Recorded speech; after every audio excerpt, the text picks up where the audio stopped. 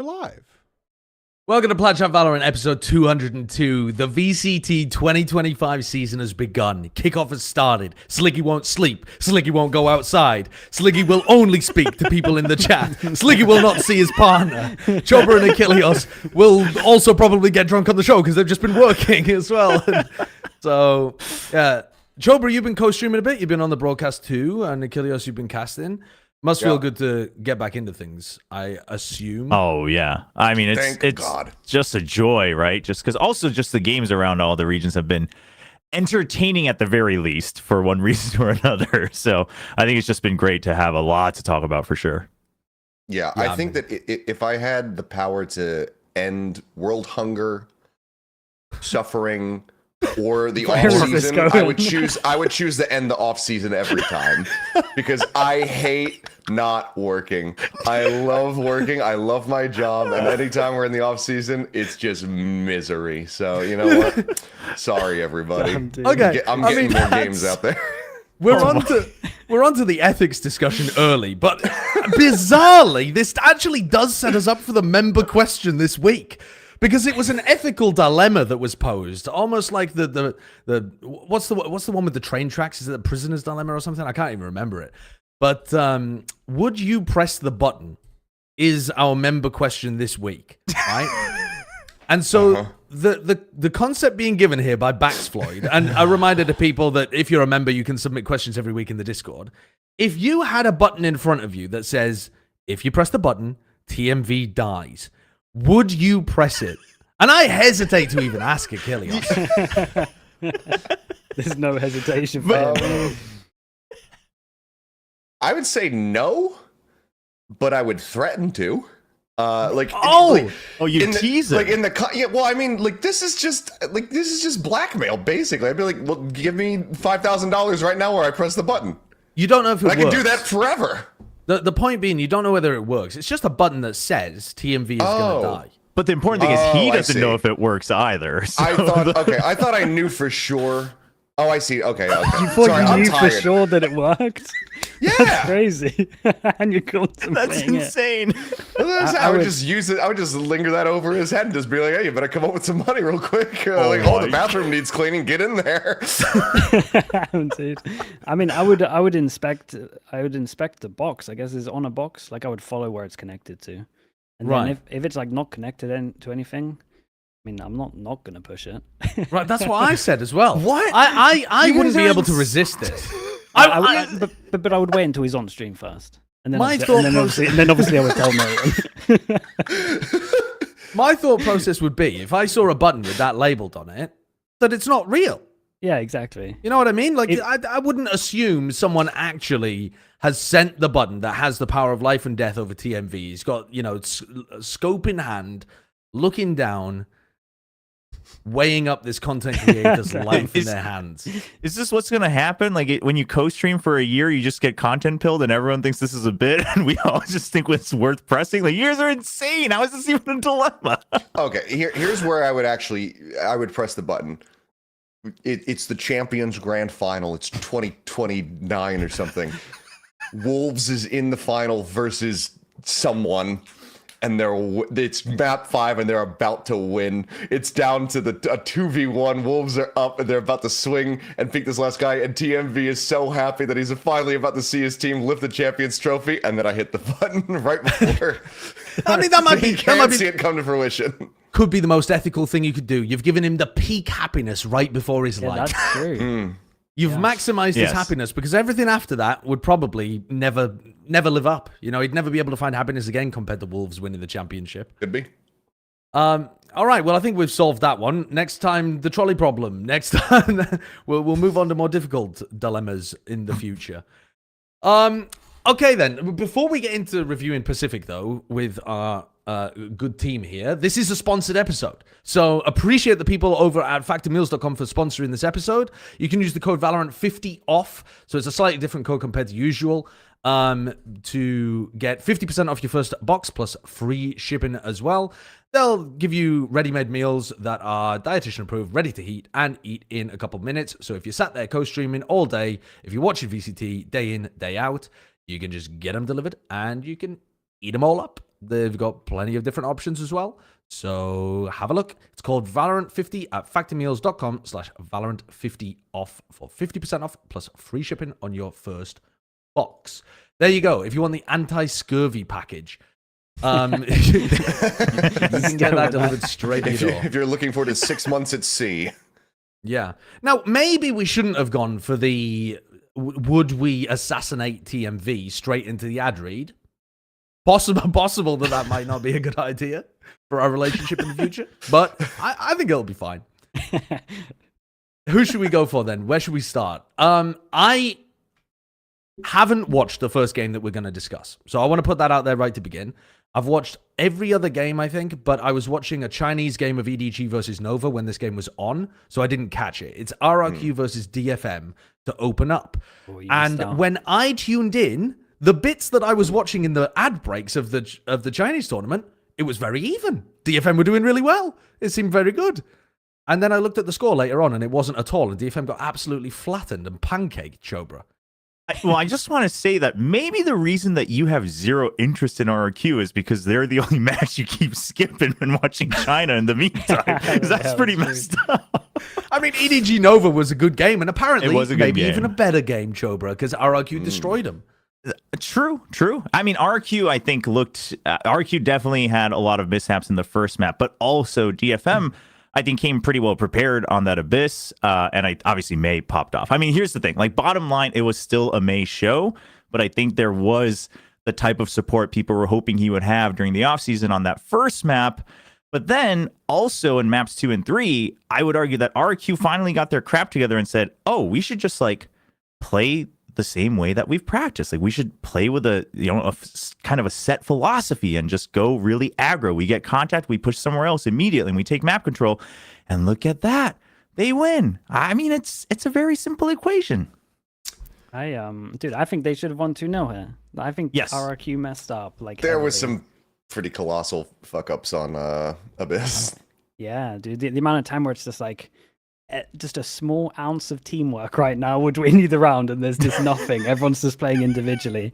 So yeah, I mean, RRQ played great. I think Cushy definitely deserved a shout out. I think the coaches have done good work.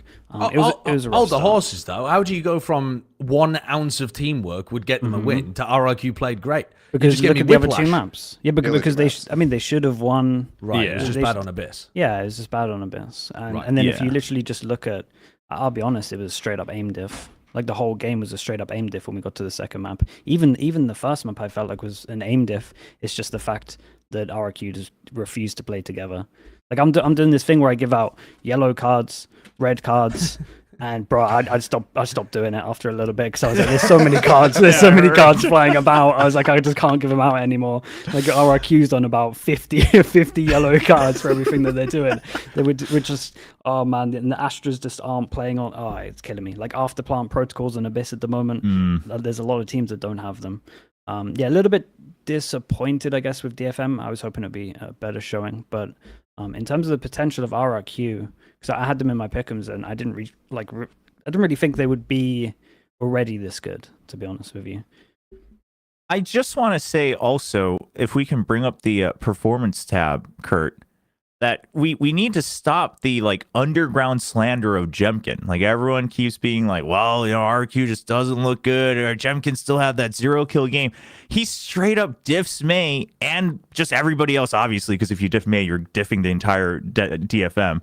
But I think he finally took it upon himself to play aggressive when needed. Like, I think that's something that was missing from him, because he was always like, okay, like, I want to play perfect here.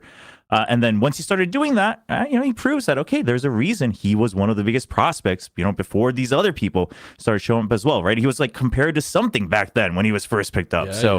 Yeah, I just want to put that out there, because there's still like there's still kind of these underground moles that come out whenever Jemkin or RQ doesn't have a good game, and they're like, well, Jemkin, I don't know if he's a good duelist, and it's like, I think that definitely needs to stop. It's always statistically fantastic for the team. Even in like losses and whatnot. But yeah, he just went fucking crazy, and that's what makes RQ scary.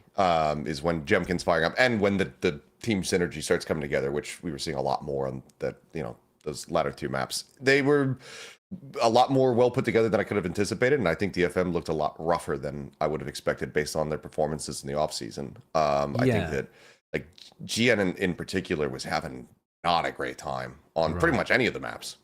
But we spoke about this maybe in the 2 early predictions when they were doing well in the off season, and we were like, we can see a world where if Gen has a really bad performance, then there's like start considering CES because, and it felt like maybe that's an added pressure, and that could have been like one of the reasons for like his kind of bad performance as well. I think there is a bit of pressure there when your stand-in's performing like outrageously good. So I'm hoping that it's just like first game nerves, and then we'll see a better showing, because at least everyone in my chat is just like, this guy's a ranked demon, like he's going to be incredible, and then we don't really, well, I don't really see those levels yet, but we'll kind of see if it's there. Dude, my chat was cracking me up with this game because Shobi, you were casting, and like it started off as like 5-1 or something, and my whole chat is like, damn, Chobra sounds so depressed, like unhappy face, and then literally they start winning, and everyone's like, yeah, Chobra's happy, Chobra's loving life, like smiley face, like guys, like every round, so like guys, stop. I do think this is the hardest game the Abyss map was the hardest game I've casted, because I was actually so mad at RRQ. Like I was just straight up furious, and I was like, I gotta be neutral, but the whole time I'm like, I just want to rip it. I just want to rip one against RRQ because it was just so frustrating. But thankfully they cleaned up. Yeah, the first map was a banger though. Just the first map was a banger because of the mistakes, if anything. Yes, and May was incredible. Like May won about 5 to 6 rounds on his own, really. Yeah. Some outrageous clutches. Does it make you think that RIQ have a good chance of being able to take down Gen.G coming up? I had to think twice about it. I did have to think twice about it. Was the second thought the same as the first thought, which was no? Right. Yeah. But I actually think it is doable, and I imagine that Chobra would probably pick them after that performance.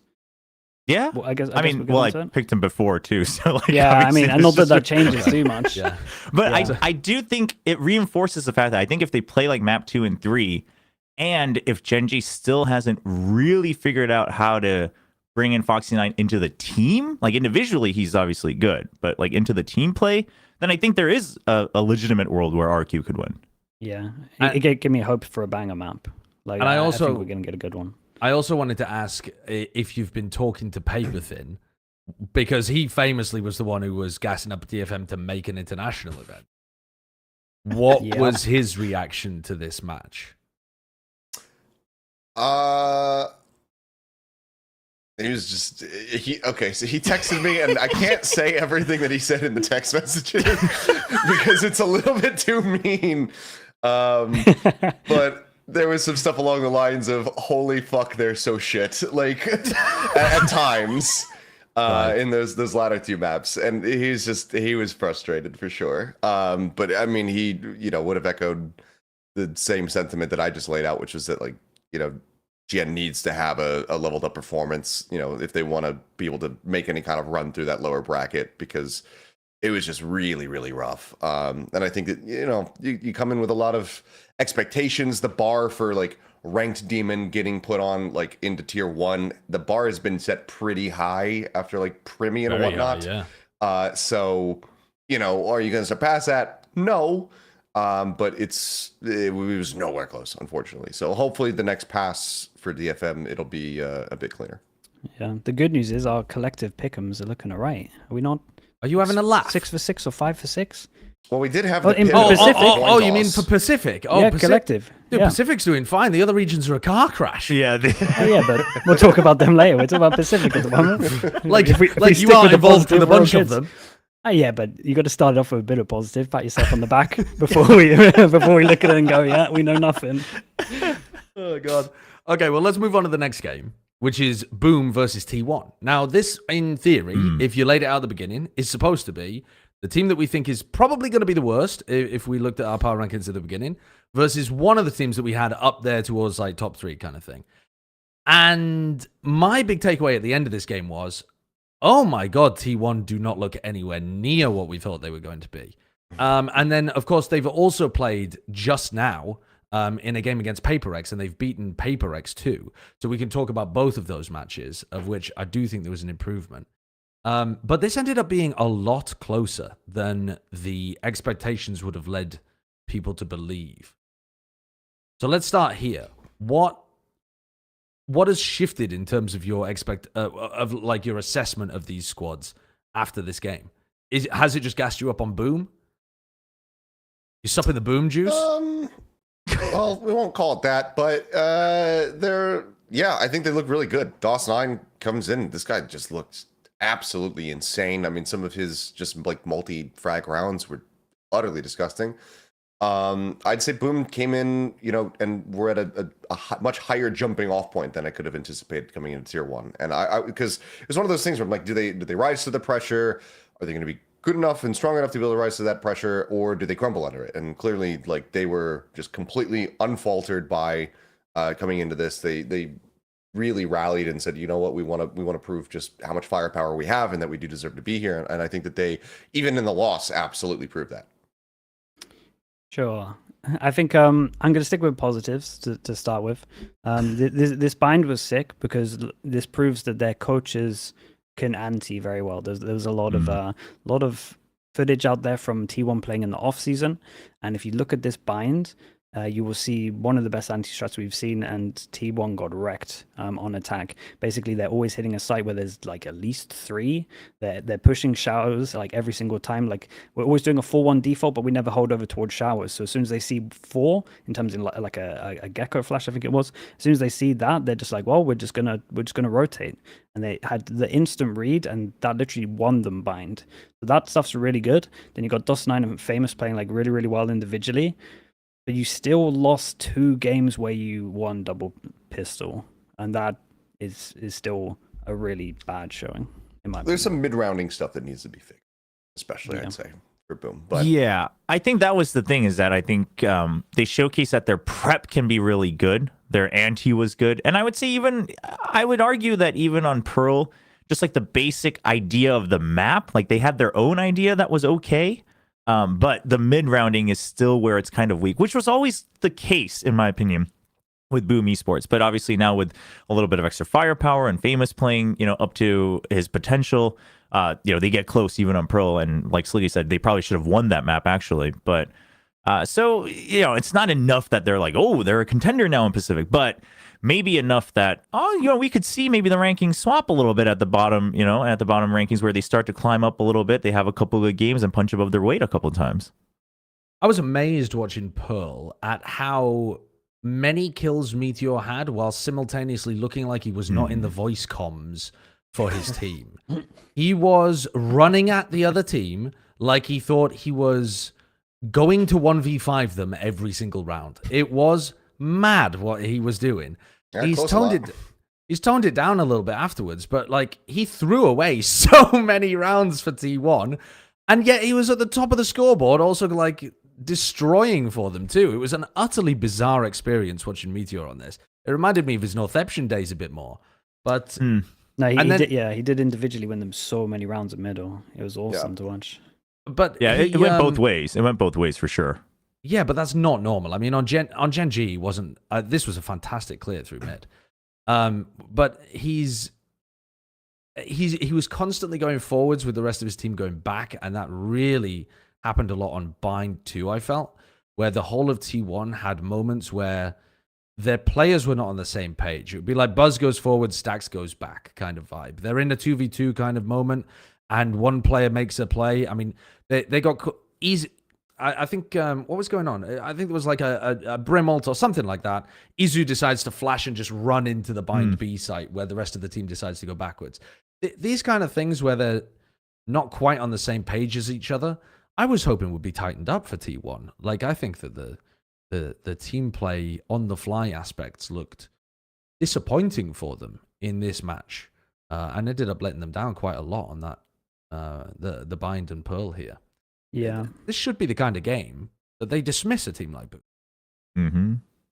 Yeah, I think that's fair. I think that's definitely some worrying signs at the beginning here for T1. And honestly, if I think that Boom, like if Boom had cleaned up their act, they probably would have 2-0'd them. Like if I'm the coaches here, I'm devastated because that anti is so good on binds that you've got a free map.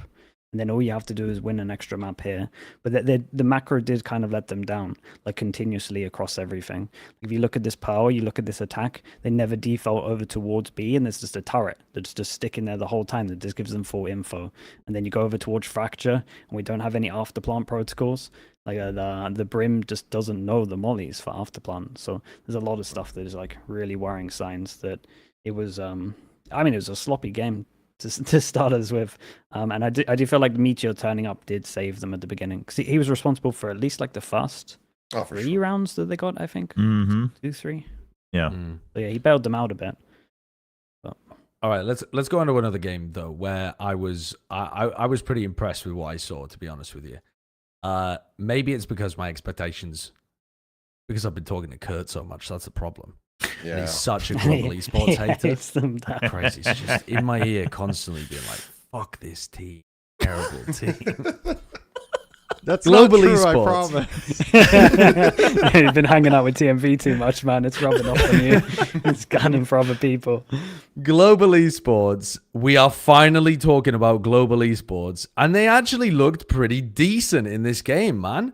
Pappy was out here clutching. I mean, okay, I will say that first map, abhorrent. The first 20 rounds of this match, I was like, oh my god, Global have got no hope. What is going on? I don't know whether it was lack of prep or nerves or something when they got onto the stage, but the beginning half of this match and the second half of the match, it was just like watching a different team. But Pappy in the clutch, and Udatan is the truth, man. He's good. so Udatan, by the way. Udotan. It's a Korean word for homing missile. Yeah, he is. It's an unbelievable name. He was an homing missile. That's sick. Yeah, but apparently, GE management on their live stream or the watch party, wherever, said that the coaching staff confirmed that they were prepared on every map but Abyss. So now, that's where you normally ban Abyss, I would say. Right. So, but it was secret, so I don't mind the Haven ban. But once I heard that, we can all have our opinions about whether publicly admitting that is a good idea or not. I was going to say, you really should not be saying that stuff online. You just go, we got snowboards. Unless it's a bluff. But here's the thing, the way they played, it wasn't a bluff. It was very clear that they did not have a very strong understanding of it. They were really trying to sell the bluff. They got stuck so many times in mid. They were just like at the top of mid, and they were just like stuck. They weren't playing the exits where you could get out towards B or towards A. They were just in the U bend at the very top of mid, and they're like, I have no exit strategy. I'm just dying here. Yeah, I mean, obviously, Darion coming in and stepping in as well and playing the Astra after who knows when he last played it. So that's part of it, I'm sure. But yeah, you look at the maps they did win, and they looked really good, actually, despite having to rework things with Darion. Confident, aggressive, always taking the fight to Team Secret, I think. Never allowing Team Secret to dictate the pace of play. And winning a lot of... I mean, it probably would have been a much closer game on those other two maps as well if Pappy wasn't clutching as well as he was. They really got a lot of star power out of Udotan and Pappy. I think they outskilled Team Secret. You don't think so? Their Secret was always screwed. What do you mean? What do you mean? Always no, he's the secret hater. Go on, let's hear it. Just never had a chance. Saw that 13-3, and it's just like, well, they'll fuck this up somehow. And what have they done to hurt you, Achilles? They have betrayed me every single time I have ever believed in them. They've just I'm like the guy. I forget. I'm like the fucking orange-haired guy from the first Incredibles movie. Oh. And I was like so hyped to meet my superhero, my idols, and then they fucked me, and then I'm on a mission to kill them. your buddy who ends up becoming the supervillain in The Incredibles. That's who you're saying you're going to be. Yeah, that's what his name was. Yeah, I guess so. And you're gonna I'm not gonna do anything other than sit on this podcast and shit talk from time to time. I was gonna say you're gonna abduct them, take them to an island, and make them fight a giant robot, tear them to pieces, kill them all. There I am. Very good. Yeah, you shaved your hair recently, I think. It was a nice showing, and I think individuals kind of took over, and that that third map was, dude, as much as we are saying that GE hadn't practiced Abyss, I'm not sure Team Secret had practiced Pearl. I'm not sure. I love Envy, man, but I don't think I saw a KO flash. Like, I'm genuinely not sure I saw a KO flash. There's the amount of times where I'm looking at the end of the round and I'm like, well, you can flash through this, or we've got to fight over towards long B. Like, surely we're flashing for our team. There is no flashes here. Why are you running a KO? We're throwing no flashes. Like, I was just losing my mind. I was and this I was is a bit really confused. Oh, go sorry, ahead. I was just going to say, I was a bit confused even looking at GE's comp. It's not that I dislike GE's comp, but they should really get stuck behind a lot of the smokes in the choke points because they only have the Vice Flash to be able to get through the choke point with. It's just that and a recon. And yet we're seeing a couple of teams opt into these basically flashless compositions on Pearl, and Team Secret couldn't stop a thing. Yeah, it's also just really unfortunate because Jeremy did have a overall pretty good match. He started off really hot too. Real good. Yeah, he started at full potential, and then Killjoy hates them so much. No. It's not that. It's not that. It's not me being a hater. Okay, it's just the idea because you and Quack were talking about how it's January Jeremy, which just kind of inherently implies that for every other month in the year, 11 of them he's shit. So like the fact that you're just like January Jeremy, here he is. It's just like hold on. Maybe January Jeremy starts at 12 out of 10, and then February he's still 11 out of 10. And then it just goes down it's one just by a 1 one. month. Okay. It's like you were always telling her, it's like if he could be January Jeremy every other month of the year, things will be great. I mean, February's got to be like second month 2G. Does that work? That doesn't there really you go. have the There you go. alliteration. Yeah, I mean, Wapril Wild Oreo. That doesn't no. Yeah, I also think Kelly S. Never mind. I won't say. Kelly S also showed that like his IGLing was okay, right? Like obviously I think we need to wait to see more, but the decisions he was making, it was very on the spot. And like you mentioned, Sideshow, they were taking the fight. Like every time they got contact, the moment they get contact, like 3 people just run toward, they just throw bodies at the problem. And it worked. Now, I will say, does that work against, the top 4 or 5 teams in Pacific when every time you meet someone, you just throw bodies at the problem? I'm not so sure, but obviously we'll wait and find out. But also, if they can outskill a team like Team Secret, which I think they did, can they outskill a team like Talon? Talon's the next team that they're going up against. And so I think they could. They could. What I've been saying is possible. If you rate Talon's own performances from 1 through 10, if Talon plays on the top end of 6 through 10, like their version of Talon 6 through 10, then I think Talon wins. But Talon also has a tendency to go below that. If they go below that, I think GE absolutely probably actually just rolls over them if Talon can't actually perform over the median.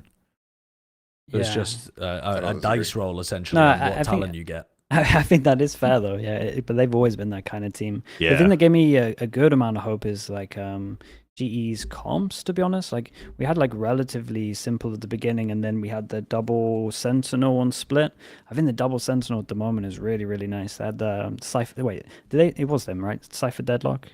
Yeah. They play Cypher Deadlock. That stuff is like really good, and you're seeing their attack. It gets them enough rounds, and then on defense, it just looks like a nightmare to play. So I like the they haven't gone like too over the top with their comps, where they're like fully embracing the new agent, which again I think is so fine. But they've gone like a nice little medium ground where it's like, let's do a Vice on this map, and as long as they change it up, like Vice on Pearl, I'm liking it, and I think that split comp is really, really good. I think it's it looks relatively hard to play against. I think they can probably use the wall a little better. Like sometimes they're just throwing it down when they knew people over towards middle and it was just getting shot. But dude, this whole Deadlock, they're buffing Deadlock in like a week, by the way. And Are they really? Yeah, they're What doing in it. what way? There's something to do with the sensors, they said, and I Oh, really bro. don't Deadlock is think- already so good. I really don't. They instantly think it kill you should if you be trigger that. them. Yeah, could you imagine? It's actually just it's C4. It makes you That's crouch wild. like the Gravnet, yeah, it's stuff. The Gravnet's a ridiculous ability. The Gravnet is way too big. This ability needs It's to get massive. nerfed. Like actually got needs to it. get nerfed. Double also kill like to see earlier it. in that T1 series. Yeah, I'd also like to see it not give you info when you catch somebody, only when they try to take the thing off. Because my God, it's I just see. it's incredible being able to, find out that you've caught somebody in a grav net when you throw it around a corner. It's amazing. The fact it goes around the corner is the mad thing as well. Like Yeah. you just throw this over towards the lamps and you're just catching someone around the corner. It's like, really? I wanted to ask, because we saw a lot of rookies playing with Global Esports, would you say that Udotan had the best rookie debut of somebody in Pacific that we've seen so far? I mean, no, I don't mean all time. I just mean this year, rookie This year. from Pacific. I would And argue Pappy had a better performance. Would you? yeah, Yeah. I would too. Probably. I mean, it's debatable depending on how you look at it. I think Udotan played the role he needed to very well for the team, like throwing himself out there and creating space. But Poppy probably had eventually actually more impactful rounds. I'm trying to. The chat's I think it going also crazy for depends on the. Cushy as well. Well, I was Cushy going to had say a- Cushy as well. Yeah. Because you had a strong one. I mean, he had an ace in there, right, in the series.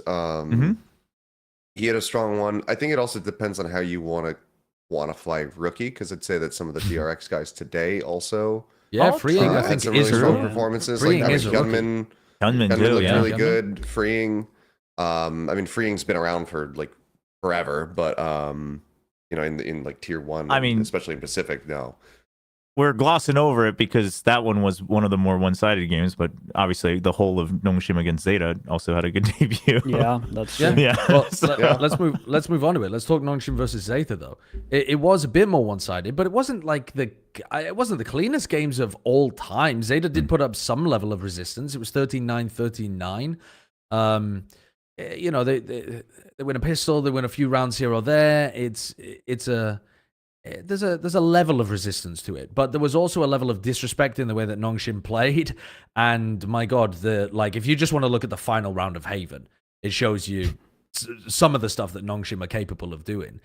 And also Nongshim played against DRX just now today as well, off the back of their win against Zeta Division, and lost for the first time since adding Persia, breaking a 17-match win streak too. So. How are you feeling about Nongshim, the newest addition to Pacific? I think that they're still a strong team, but I think that they needed kind of this sort of, I mean, reality check makes it sound harsher than I think I mean it to. But, they needed to go up against somebody who was going to be able to just kind of kick their ass, because they've been used to just going around and getting away with everything. I'd say it's pretty similar to like when Vision Strikers was coming onto the scene and they had their 100+ win streak and everything like that. Sometimes you need to lose, otherwise you're never going to learn and continue to improve. So I'd say that in the long term, I think this is still going to be really good for Nongshim, and I think that they're still going to be probably one of the favorites to at least go on a run and make it a little bit further out of that lower bracket. Yeah, they look scary in the lower bracket, dude. If this team didn't get the Neon nerf, they would have actually gone to Bangkok. I'm pretty sure, because they're forcing Neon every single map. They are, yeah. And they make the Neon still look like pretty unreal. And Danby kind of gets, the stats don't really prove it out, because he's like a decoy. He gets like so many like decoy assists, like hidden assists, where he's just distracting them by just doing the most mad stuff you've ever seen. But I do think that like what you were saying, it's a good little like reality check, and to like gauge where you are in the world and like in Pacific. And I think this loss is good for them, especially like Danby. I was referring it to on stream, like when 2021 Durka used to take some space, but then he would like over push the space, even though just holding the space would win you the round or the map. And I see a lot of times where Danby's like done the thing to win them the round. He's got the space, but then he's trying to like make a play. He goes further, and it's like, if you just hold that and you understand that you've already made the winning play instead of actually like the kills, like once he gets to terms with that, they're going to be great. And I think in tier 1 you get punished for that so much more. And this here, the DRX game, that was like a big learning point, I think, for him. Hopefully they can VOD review. Yeah. Because this is a prime example actually of one of those kind of moments, even just That against happened like Zeta. 3 times today. It happened so often. But the other thing that I was noticing much more in this game compared to any game I've ever watched of Nongshim was that when Danby initiates, they play actually quite low utility comps at the moment. So they're playing with the Fade, and then they're often playing like double smoke. So it's really only the Prowler that he ends up going in with a lot of the time, and his own stun. And what I was noticing was, in the game against DRX, because the quality of opponent has gone up so much, when he first like jumps through a smoke and is expecting to be able to jump through, bunny hop, and then slide, he's getting hit on that first jump. He's not, and it's a tiny window. It's like a 1 second window before a stun lands or before he would be in his slide animation. And every team that Nongshim's played against so far, they just can't punish him in that small window. And so Danby runs rings around people. And he does exactly what Sugi's talking about, where he creates insane distraction for the team, even if he doesn't get the kills. Against DRX, though, so many times it's like, he jumps out of smoke and boom, freeing instantly hits a like ghost headshot onto him. Or he's jumping through and he immediately gets mowed down. And I think that's what you're going to start to see a bit more as they play against the best teams in the world, if they do make it to Bangkok, or best teams in Pacific at least as well, is that he is going to find it much more difficult to even get into those positions where he can create crazy distractions for the rest of the team. Because the times he did survive, he would run laps around them, right? Absolutely. Like, on Lotus too, like he's jumping and then sliding backwards and then he gets a double kill. So like you said, it's just, and it's not even just them having good reads, like freeing, obviously sometimes he was just prepared for it. Same with Mako, they're getting good sprays through smoke, but then Hyunmin and freeing, sometimes they're just flicking, like you said. They see the jump and instant headshot and you're down. So I think it's just a good reminder. And I think it's also, even when he does fall, like you guys said, I think Nongshim still believed that, they're so used to still being able to power through, but they're so used to the chaos. And now they finally faced a team where the coaching staff is all about fundamentals. And I think that's where you really see the difference is that when it comes down to like a 3v3, DRX is like, okay, here's what we do. Here's exactly how we trade no matter what happens. And Nongshim, if they don't get that first kill, suddenly it falls apart. So it is a good reminder. Personally, I was also saying, I kind of wish they wouldn't play the Neon on every map because he can play other agents. And I think, I mean, I get why they think the Neon is good. I think the Neon is still good as well. But right now, Danby is literally just playing decoy, which he's very good at. But if he played something else, like you said, now they would play with more util and maybe some other set plays, which they've been very good about. That was one of the biggest things about their bind before the Neon. So hopefully we see a bit more of that variation in the lower bracket. I think for Nongshim, this ends up just being they end up being like an inadvertent casualty of the DRX coaching staff being bullied by PaperX for the last several years. That's because true. they've just been consistently working towards trying to diffuse this style of play. They were finally able to do it in the the playoffs last year at stage 2. And then Nongshim comes in, and it feels like it's kind of like that older iteration, like the Benkai era of PaperX, where DRX always used to be able to rein them in and take them out. And Nongshim needs to evolve into that like more modern era of PaperX, maybe, I guess, with some of their aggression to be able to get through DRX. It's been a long fucking day. It's entirely possible that Nongshim Redforce might be an amazing team that's a bit limited by their read on the current meta, where like the better and better you get, you actually can't pull off their style because it's it's more difficult to pull off in the end. But I'd like to talk about DRX for a moment, though. I want to do that too. Because this, one of the important things to note is that Mako was IGLing today rather than freeing. Jen did an interview, and you mentioned it on the broadcast as well, even like before the game began, that you'd heard rumors that was the case. Mako still played a great game, by the way, really outplaying people, I think, with his brain more than his aim. I think Hyunmin and freeing, those were the guys who were like just shooting incredibly well today. But Mako had so many outplays and distraction plays and stuff that set up the rest of his team too. It looked really nice. I think they're the best Pacific team at the moment. I was really impressed. Then they're the best Pacific team At the moment, of the teams that we've seen, I think they're looking like the best. I mean, we haven't seen Gen.G yet, obviously. But of the teams that I've seen, I was most impressed with DRX. I think if Mako IGLing enables freeing to frag like this, I'm so fine with it. Like if freeing can keep this performance up, that's actually kind of crazy. He was hitting like next level stuff. And is it human? Is that how I say this? Hyunmin? Hyunmin. Yeah, he's a beast as well, man. Like he gets a lot of important kills. The amount of times he's getting like doubles when he should be getting one was really, really good. And even though they lost this map, I was so impressed with how Mako was playing B.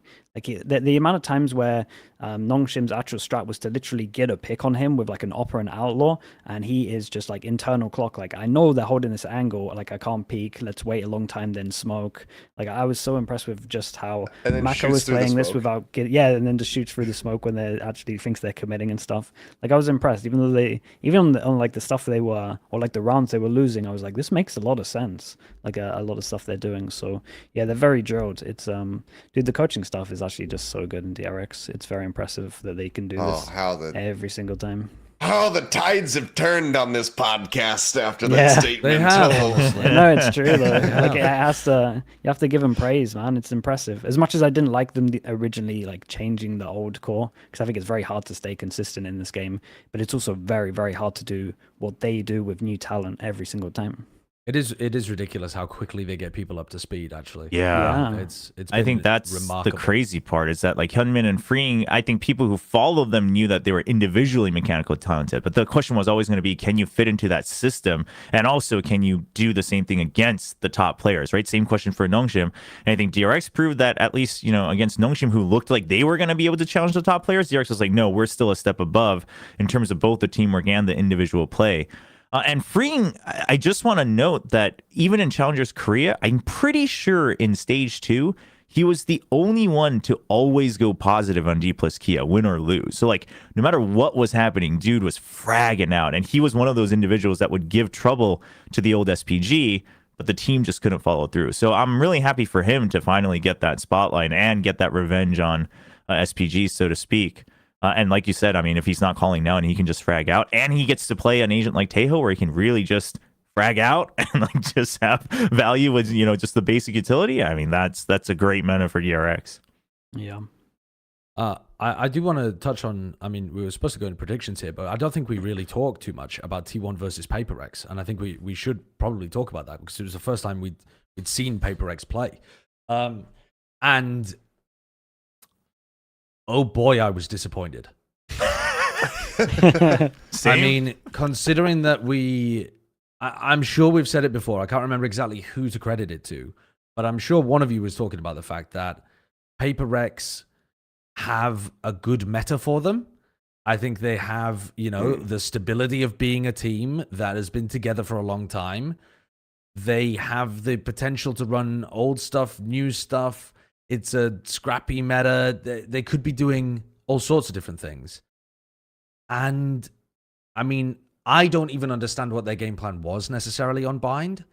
And then on Split in particular, it just looked very similar to stuff that we've seen so many times before. There was nothing new or interesting for them there. And the players were not able to skill their way out of this game as hard as they tried.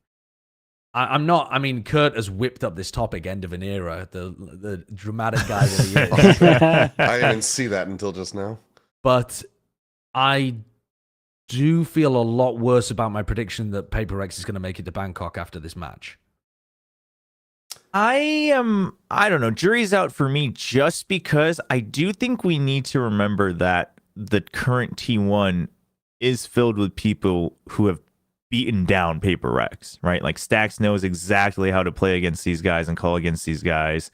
Buzz knows how to play against these guys. Well, he did, and then he didn't for he like did, 2 and then years. he didn't for a little bit, but generally, yeah. And then Yes. Meteor as well. So I think that, and I do think in a team like PaperX, especially if they haven't evolved, there is a lot of value in that. So I don't know if it's like, I was really disappointed too. I'm with you, but I don't why know if haven't they evolved? I understand what you're saying. That this Sure. team T1, they did look really prepared. They looked like they'd anteed. They looked like they were ready for the aggression. They looked like they were set up to break down last year's PaperX. Why are we still seeing last year's PaperX? That's essentially the crux of my question, because I thought, Sliggy, that they had made some level of evolution to what they were going to be doing during this offseason. Yeah. And though there was like, I mean, they played Killjoy.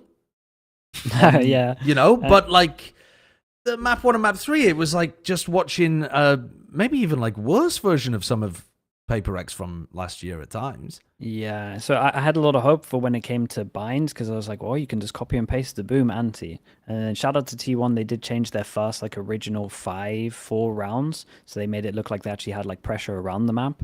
And then I think if you had kind of anti and you had the read and the pushes, it wouldn't have worked for those original rounds, so you kind of had to scrap that. But I will also say, and when I think of Paper X, I think of like probably the best historically at set fast strats, and we just got Tejo that is like literally the best at just doing straight set strats and forcing over towards the site. So I really didn't like their take on the deadlock comp, which I honestly think the only reason the solo deadlock worked is because other teams don't know how to play against it, and it was more the fact that people were getting caught off at like first time we saw it from like Tracer, Champs, etc. So I think using this comp and adding the Clove into it doesn't make a lot of sense. I think if you want to do this, you have to run a Vice. Look at what they did on the No, pitch. this I mean, was it's mental. appalling. It was a really weird. It's appalling. Yeah. I mean, right from the start line, it's appalling. And this is their own smoke that they run through, right? Yes. Yeah.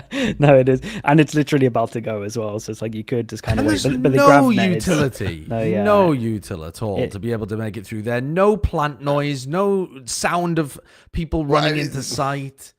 When you're running this setup, like you don't have any flashes. Like, what are you gonna do? You run through this fucking smoke, I guess. Like, look at the trails. Like they're just following the fucking hot lines or whatever. So strange. I think that one needs to be revisited. Yeah, with the comps, you got to look at the comps at the moment. And I was thinking, man, you got a Phoenix, you got a Tejo. Like, surely we lead into that. So to pick the Clove on this one, like I do understand the Clove's like a little bit better these days because obviously the smoke when you're dead, you don't have the pings. So like the pressure of that is a lot better because the spamming's gone. But at the same point, like I gotta see something that makes sense for why you're picking Clove over like the Vice Deadlock is the most incredible comp I've ever seen on this map. Like it looks like no team is going to beat it at the moment, and I think you gotta use if you're using a deadlock, you gotta use the Vice combo with it these days. It does look very powerful. Yeah, and they look a little bit. This stuff looks a little bit outdated, and I feel like a lot of their comps at the moment have like some kind of underlying weakness. Like you looked at their split comp today. Well, yeah, I mean their split comp is like we've gone back to 2021 or 2. Yeah, it's very old. We've really gone back in time with this. You can play this if you've just unlocked the game for the first time, basically. They do. Yeah, I mean this is something similar to what used to run because Raze and Sage used to be like crazy broken. Yeah. But now these days, I mean they covered it up well. Like obviously the weakness is you only got one smoke, right? So and you don't have the Cypher Viper, so there's no passive pressure over towards A. So they're doing like leak smokes out and bursting in. Like the whole game plan around it works. But now there's a demo out there. I'm not sure it's ever going to work anymore. And they required Devi getting multiple 3Ks and gunning people down. And they also had player advantage situations that they just tossed to the wind. Tossed to the wind. There's some really critical mistakes. I mean, the one was, I think the biggest one that's going to stick out in everyone's mind was right near the end with Stacks on his lonesome, sprinting with no time into the A side. Yeah, round 19. And then he just repeaks into heaven and kills Mindfreak, who just needed to just run away. He played that really nicely. I liked the double back into heaven, and I was amazed that he managed to tuck. Yeah, dude, Stacks was insane. But you're right that there are definitely things that you can do better in that situation if you're Paper X. I've watched teams throw away. I mean, you should be watching some of the China stuff that I'm watching. EDG lost a 1v5 against Trace today, a 1v5, and they threw it away. Nobody decided to toss it. It was Heybei. Okay. It was Heybei. Dude, I mean, it goes down into a normal like 1v3 scenario, and then nobody just jumps at him with a judge from 10 miles away. Brother, what are you doing? Do you have money on the game? That sounds like nobody, though. Wolves were also tossing away at player advantage situations. So by the time I got to this, basically what I'm saying is I was already set up to be angry, and then and then this one hit, and I was already pissed off that T1 were letting them back into the game because I feel like this should be another one where T1 should be able to beat a Paper X that aren't showing them something new and great and innovative. If they're doing stuff that Paper X have done before and their players are not on fire, which Divide was kind of on fire today, actually, on Split especially, then I feel like T1 should be able to handle that. And so I was like, don't let him back in, don't let him back in. And then, I mean, Mindfreak, he even whiffs this part as he's going down ramp. There was about 4 rounds on this map where Stacks just solo wrecked them. He like back to back, he had like 3k into 3k, forced him down to eco. I will say he played amazingly compared to the game against Boom, because he couldn't win a duel in the game against Boom, and I was like, I was worried. I was worried. He was getting a lot of kills, but he was getting them all from trading, and so he still had his like util was still good, and his like spacing was still good. But anytime he had to take an important 1v1 against the Boom players, his fingers just wouldn't work. And then in this one, he's smoking people. I agree. For just to like end my point on like positive for PaperX, like the fracture is nice when you got Jing, Raze, and we got a Tejo. Like I think we can lean into this a little bit. Definitely. Like that's kind of where I'd like to go, just across more of them. Should we show the like one of the most chaotic rounds that's ever happened in a VCT series from that fracture? I forget which one it is. Which one? It was that like Southside Crunch that they had. Oh, of course, that was absolutely and then madness. Forsaken just gets like fucking 4 out of nowhere. Yeah, around 20, I think that was. And I'm trying to look it up. It just looks like, I mean, that one completely looked 20. like T1 had beaten them. Yeah, they pulled off a really nice Southside Crunch, threw every piece of ultimate in there. And then it starts with the blast packs at the door in Sands with just Izu and Jing like just having some weird standoff. So sorry, we were talking about Fracture. Fracture, Kurt. Sorry, not Split, but yeah, it was a mental match. They were very prepped on Fracture though. Like, did you see the first buy round where Divide does his turret like purposely wrong, so it's looking arcade and it doesn't spot over towards Dish, so they spot the turret, they then ping it, and they're like, oh, we can walk around this, we can go flank behind, and then he's just waiting, and they're just obviously thinking we can walk behind the turret, and they just walk out into his crosshair. It was so good. That was cool. Like they have some little like it just felt like I could see the prep difference. Like they focus so heavy on like the new maps. Dude, starting the round off like this is absolutely madness, isn't it? And then the Rolling Thunder on the opposite side, like. And I mean, PaperX should be screwed here. Oh, this is the Forsaken round, right? Yeah. Holy. I like 4 specific VOD moment. It's just frozen. the VODs just break constantly. Use your imagination. Okay. They're in the smoke. They push through. And then they also don't clip the matches, so this moment literally might just be okay. We got the replay, thankfully. Maybe this won't freeze. Just freeze. This does show what happened, but it was just like so like fucking weird. I was watching it. I was like, I just couldn't. My brain couldn't even really fully process what happened. Like I think I talked enough to like kind of cover it, but then like when the dust settled, I went. What did I just say? What happened? Like I didn't take any of this in, and I had to see the replay to really actually kind of just digest any of it. I do think though that you're absolutely correct with this. I think that if they just stole compositions from other teams that are high tempo running Breach Tejo, and put something on the Breach, put Forsaken on the Tejo, and run it down with Jing, they can make a run in the lower bracket, but they've made it as difficult as it could possibly be for themselves. They have to now win against Zeta teams first, just to even get to the lower final. Oh, I see. You're accounting. It's a long way, right? Because you have to go down to the round 1. But we're also talking about the team that just would refuse to copy the Ascent comp for 3 years. So that's true. But that one was boring and meta. Not for these ones are fresh and new and spicy. And go and get them. It suits their play style. True. Like, it's I don't know. We'll see. I for sure think this bind comp is changing. That at the very it has least. to. Yeah, that at the very least. All right, let's have a look at the predictions then. Let's go back to Reyna. Fuck it. Dude, I said when they picked bind, I was like, please go for the Reyna because it's the only agent we haven't seen in VCT so far, so they could complete the entire circle. Right, so the viewer predictions. Last week's Pacific match of the week was DFM versus RRQ. Uh-oh. There were 6,500 total votes, and 72% of our viewers picked DFM to win. Damn, 72. Disappointed. You believed. You didn't listen to Chobra. Chobra, I'm going to give you 20 seconds. Berate the viewers, would you please? I mean, I was selling the same stuff for 3 years. You know, at some point you got to buy in. What are you, PaperX, just not playing the Ascent comp? Come on. You got to believe at some point. Okay, here's what I'll say. about RRQ because Ewok and the Jonathan, the staff has been saying like we're keeping receipts this year. We're keeping tabs on everybody who predicts against us, and we're gonna hold that over your heads, and we're gonna make fun of you every time you miss a prediction. Motherfuckers, this is a two-way street. I have receipts from all the times that I did believe in you last year, and then you didn't get the fucking win. So if you want my vote, keep winning. You'll earn it back. But I'm still scarred from times long since past. All right. Okay.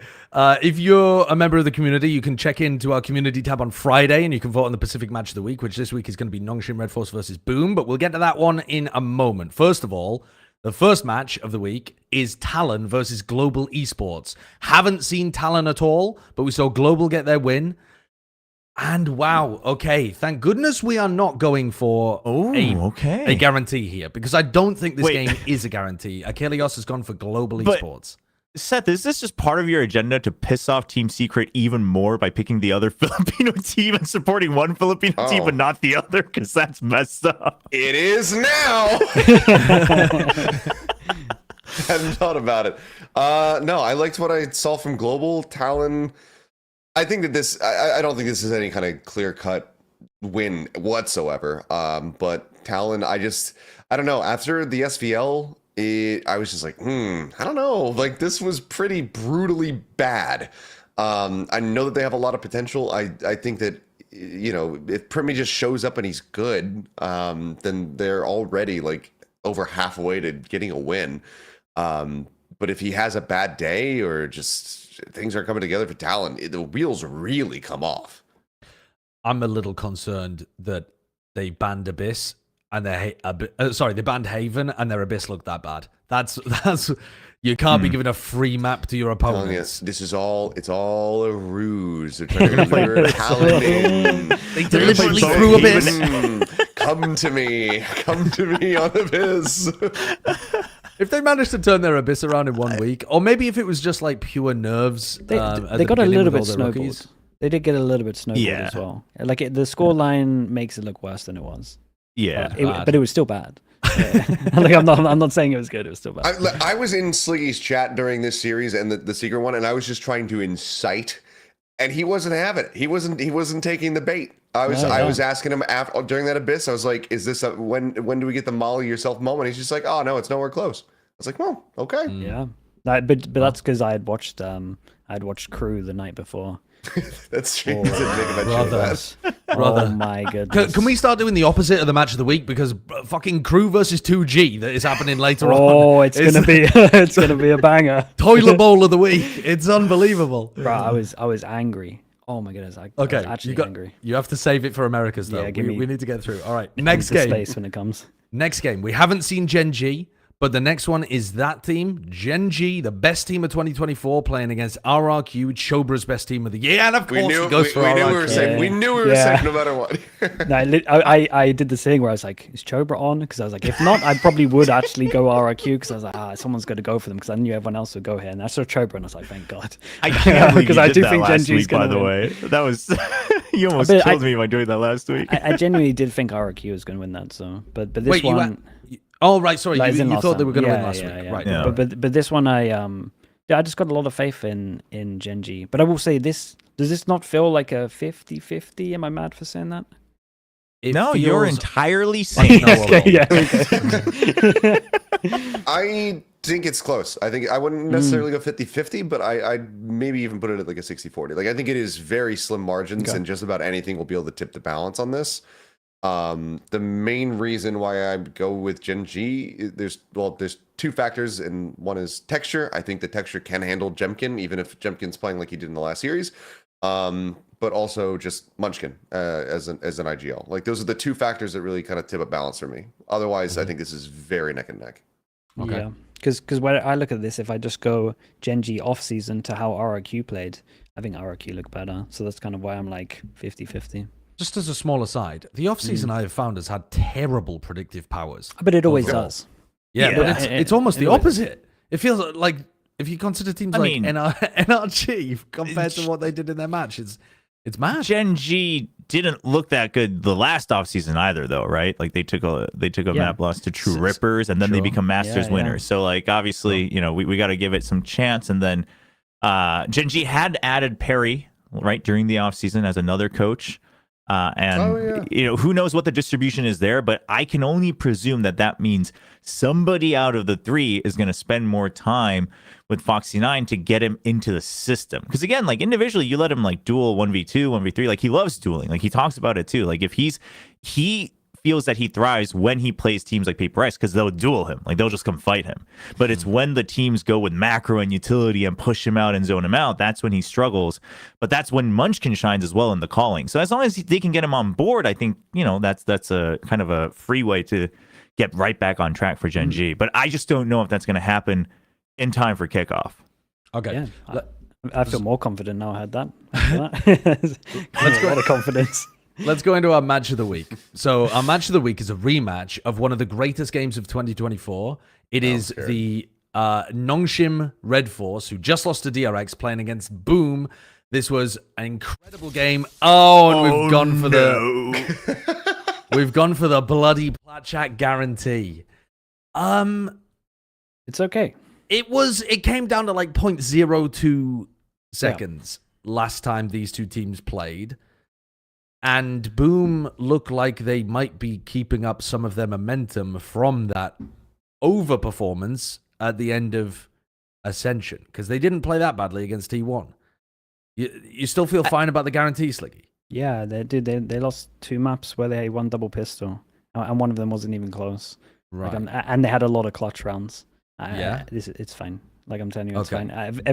The Boom score makes Boom look a little bit better than they are. I agree with that, definitely. I think Boom are getting overhyped at the moment, but I'm still not, just based on the last time that they played against each other and how close it was, I'm not super confident. Yeah, that's fair. I think the one saving grace for Boom at the moment, and why we could get absolutely owned here, is the anti-strat potential. Yeah. They've proven it. They can be very, very good. So. But I also think we're safe because I don't think Nongshim is going to play, at least not the same map, same comps. I think they will either make sure that they play different maps, or they will have already some variations in their comps. Because again, like this is a team that was willing to play different variations in the grand finals, and even if it's just a small change, right? Like they suddenly say, "Hey, let's go back to the sky because I'm just feeling it today against Boom." In map 5 of the match of your careers, they bring out, they say, "Hey, let's just play Riddle on Ascent because." We'll have to play it at some point, and let's just cook up some weird comp that's just for Riddle, and then let's just toss it in the bin, right? Like, this is a team that's willing to do that. And also, like, I never saw an announcement for this, but I noticed, I wasn't sure if it was him, but it's Val Analysis that joined as a coach as well, next to Silkyan and the head coach. Val Analysis? Oh, Val Analysis is back. Love that guy. One of the best coaches' names of all time. Exactly. And I think that should help them come up with more comps and their own ante as well. So I think while Boom's ante is very good, I respect it, and I think they'll come prepared. I think if Boom actually only studies the VODs and thinks they are prepared, I think they might actually struggle a little bit.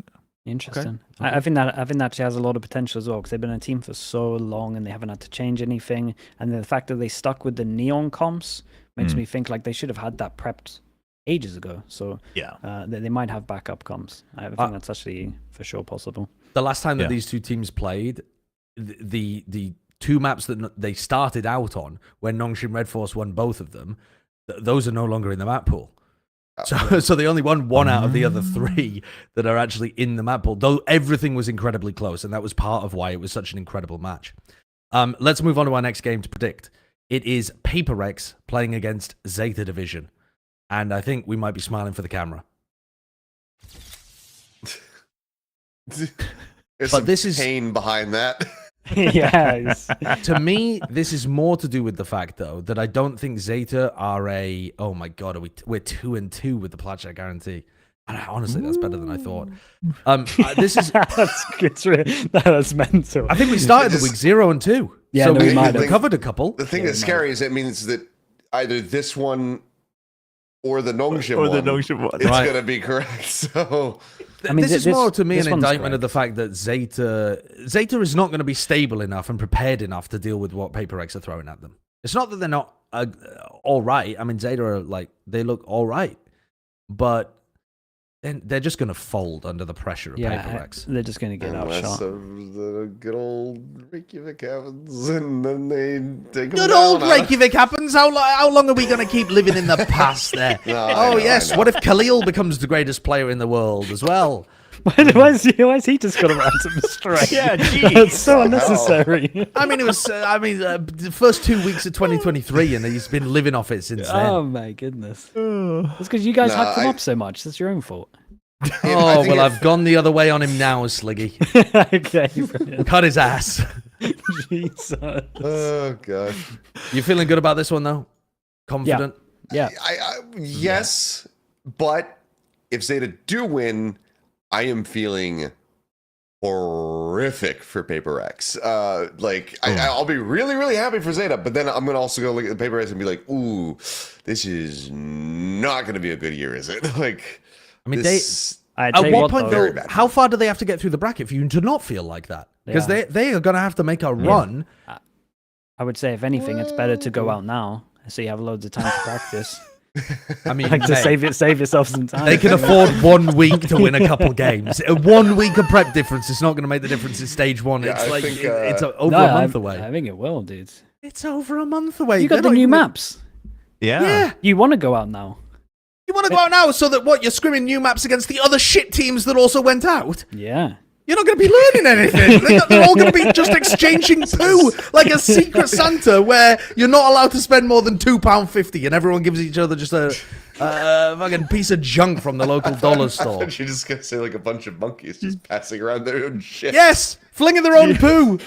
The scrims are just going to be people flinging poo at the wall and seeing what sticks. This week is going to be useless for prepping stage one. The championship points also going to be pretty good, I guess. So you have to make it quite deep to earn those. Yeah, though, you do, The top four, I know, which is why I don't want to go out now. Sure, that's true. Yeah. Every point matters. Right. Well, what then? Answer me that question. How deep do PaperX have to get before you are feeling all right about them? Is it top four? Do they have to win another? I'm pulling up the bracket. 3? If they won 3 games, they would be top 4. Yeah, let's go with that. Right. Top 4. So they'd have to beat Zeta Division. Then they have to beat, dude, I don't even know who's gonna be down there. or Global Esports / Talon. Right. So they have to beat one of Global or Talon probably. Which I think that they could. And then they have to beat another genuinely good team, because from there you're getting like a DRX or Gen.G? Do they have to beat at that point? If they make it through that round, then feeling all right about them overall on the year. Okay. Not going to be as concerned. Guys, they'll be fine. All good. I think they'll be fine. Yeah. Well, thank you for the hopium. And that I think does it for us for the Pacific segment. Appreciate you coming on, Achilles and Chobro, after you've just been co-streaming and casting for the entire day. But Sliggy, you're locked in the dungeon with me, kiddo. Yeah. Are we taking breaks between these, Kurt, or are we good? We to can take a hot-swap break. I people just in? want to What do make you sure think? the other guests are here. All right, let's take a short break. Let's do a 3-minute break. All right, little 3-minute break, and we'll let Achilles and Chobra either get drunk or go to sleep, depending on what their inclination is. And we'll catch you for VCT EMEA on the other side.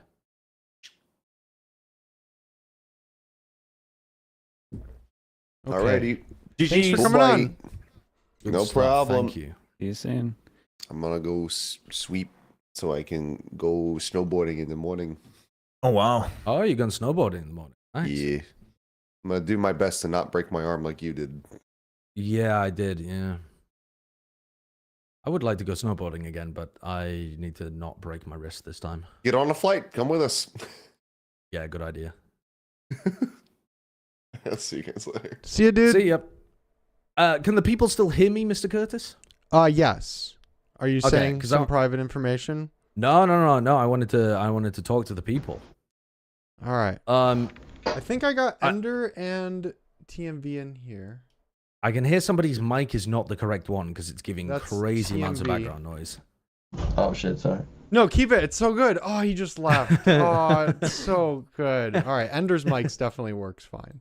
Oh, hello. Welcome. Thank Do I sound good or do I sound You sound bad? great. You sound very good. great. Wow. You got the morning voice.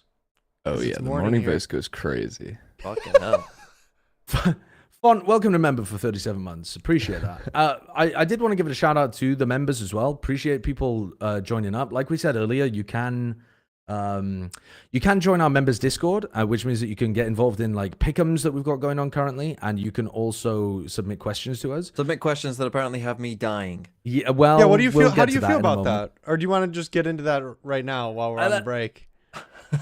Yeah, go on then, TMV. What's your inclination there? What's your feeling?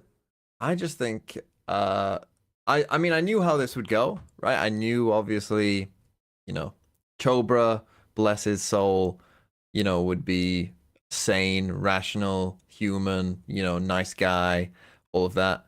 And then the other three of you, you know, little sniveling rats in the corner.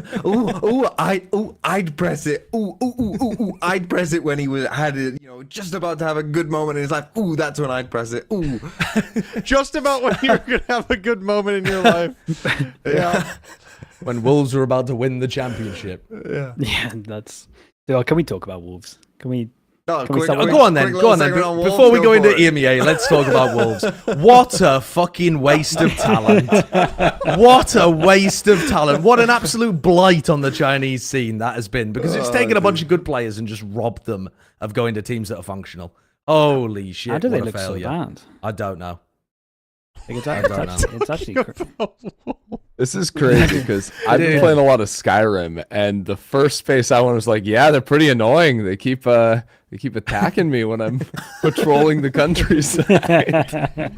Nova are not that bad of a team, right? Like, Nova are actually good. fairly decent. And now that Wolves that look like they're dropping off a bit, they may be, I don't know, top 5? bit? Well, yeah, sorry. Now that Wolves have fallen into the darkest abyss of hell, then Nova are maybe like a top 5 team or something like that. But Wolves have got so much talent, they should be fighting for top 3, not going out in 2. You plankton. What are they doing? Honestly. They don't play any situations right. Like, No. I actually want them to lose the first F when I'm watching them, because I know they're gonna throw the 5v4. Yeah, the Like, five. If it's a crazy. 5v3, we are in trouble. The amount of player advantages, the 5v3s, the 4v2s, they religiously toss them. Religiously. It was heinous. Honestly, though, I gotta say, even though we're not doing a China segment this week, and I apologize to any people in the chat that thought we would be, it's so much fun watching China. They are actually much, much, much better this year. The region, apart from Wolves, who are dog shit, and And a couple of them. and we will not talk Tie about. glue and all glue. Yeah, Thai glue, all glue, the 3 glue sniffers at the bottom of China's. But the like top 5-6 teams are like toe to toe with some of the other regions, I reckon. Yeah, the overall base is like really improved. Like, Yeah. if you just watch Nova, like, then they didn't change too much from. They only had a new smoker come in, like from Split 2. Man, they got a lot better. Billy are winning they as know well. what they're doing. Billy are winning. Trace, I heard, looked pretty good. Trace's game against EDG, they pooed on them, but EDG tossed it away as well. Both bonus rounds, the fucking round 15. Please, Kurt, play round 15 of this map. It's the most egregious shit in the world. I promise we'll get on to talking about EMEA in just a moment, so that Ender can spill his wisdom. But I first was of like, all, did I run into the wrong call? What was going on? no, but first of all, we've got to spill some brain cells on the floor, because holy shit, just have a look at the winners do you of find Chinese 2024 VODs? champions. have to On go the to YouTube. Go on the YouTube. Okay. Got Then it. you have to probably go to live and go on the. Lovely. Yeah. All Yeah. right. Yeah, it's What round kind is it of again? trash. I'm sorry. It's round 15 of Lotus. And you won't think that you're on the correct round, because it'll look like EDG are going to win. They're in a 5v1 scenario on Lotus in a retake. And let me tell you as well, we won't watch it. We won't put ourselves through the misery. But they also threw a 4v2 in the next bonus round. The next time round 15 comes along on Bind, they also tossed a player advantage situation. Come the fuck on! But also China are quite good. I'm desperately trying to find this. I think it happened so fast, it's hard to find the VOD. Give me a Yeah, sec. it did. It'd be backside. it was a rapid B, game. right? Yeah, it was. Yeah. No, it was on C. It was on C of Lotus. Oh yeah, that's it. Backside C. It was backside C. He's just hiding in water. I was watching the Pacific games where they're on, and every time something mad happened in China, they're like, "You got to check this out." And people just start, but people would just be, "You'll never guess what's happened now," and they'll just link some mad thing of like a 1v5 or a 2v4 or 1v3, and you're like, "Oh my goodness!" Oh, here we go. Soak it in. It's fucking fantastic. EDG, they're 10-4 down. They lost the pistol. They need this. They need it desperately. Okay, right. Hebe did great getting into a 3v1 scenario here. So let's play tight. Let's group up together. Let's make sure we're clearing him out. We know he's over towards Waterfall. Can't trust that, surely. Oh no, we're just walking into the angle. Well, don't worry, boys. I'll get him. What the fuck are you doing, nobody? You've just made that an unwinnable situation for Smoggy. You daft bastard. Oh my god. Look at him! What is he doing? He just won champions! He's got a judge though. I don't know. Yeah, but that gives him the right to do that. There are guns down on site. He just had a dead body fall at his feet. You're not wrong. I mean, it's criminal. Anyway, let's talk EMEA. Thank you for joining us, Ender. Sorry Thanks about for the warm-up. that. That was great. Sorry about that. Okay. Let's start with an area actually of your expertise as well, Ender, because you've been covering and coaching Game Changers. So let's start with APEKS. We weren't having high hopes for the APEKS Gentlemates game in terms of the quality of the match, right? APEKS are playing with their coach Odorous. Gentlemates are also a tier 2 team, basically, that put together the talent and are on the come up. This has instantly shifted the narrative from is Floor good enough for tier 1 to holy fuck, get Floor some help. And I've never seen the whole community should be going to get whiplash treatment because I've never seen people change up on a dime so fast. Straight up, no, and I first of all, I don't know why we were asking the question. So if she was ready for T1, I guess we hadn't seen her play yet, so that's somewhat valid. But like literally from everyone I spoke to, because I spoke to when I was in Berlin for Game Changers, like there were a bunch of like just EMEA players like that came to watch the games. Like Dirk was there, some FNATIC people were there. There were some coaches that were hanging around as well, and literally everyone was saying already that they thought she was ready for it. Because I think at that point they'd seen her play in like some scrims as well. But yeah, literally this game, she shows up. It's not like the crazy floor numbers that you're necessarily expecting, but absolutely like top fragging on the team, looking well. There's that one round, I don't know if we can pull the tweet, but where she has a classic and there's a spare Vandal on the team. I forget if it was Odorous that had it and didn't drop it. Yeah, it was just like Mel despicable, right? Yeah, like completely despicable. And I think Mel was just lighting APEKS up online for not giving Floor a gun. Like, why? How is that still happening? It can't still be happening. But yeah, this APEKS team, unfortunately, I think is not going to be super great. But Floor, I liked Molsey's utility. Yeah, Molsey was setting up Floor really well.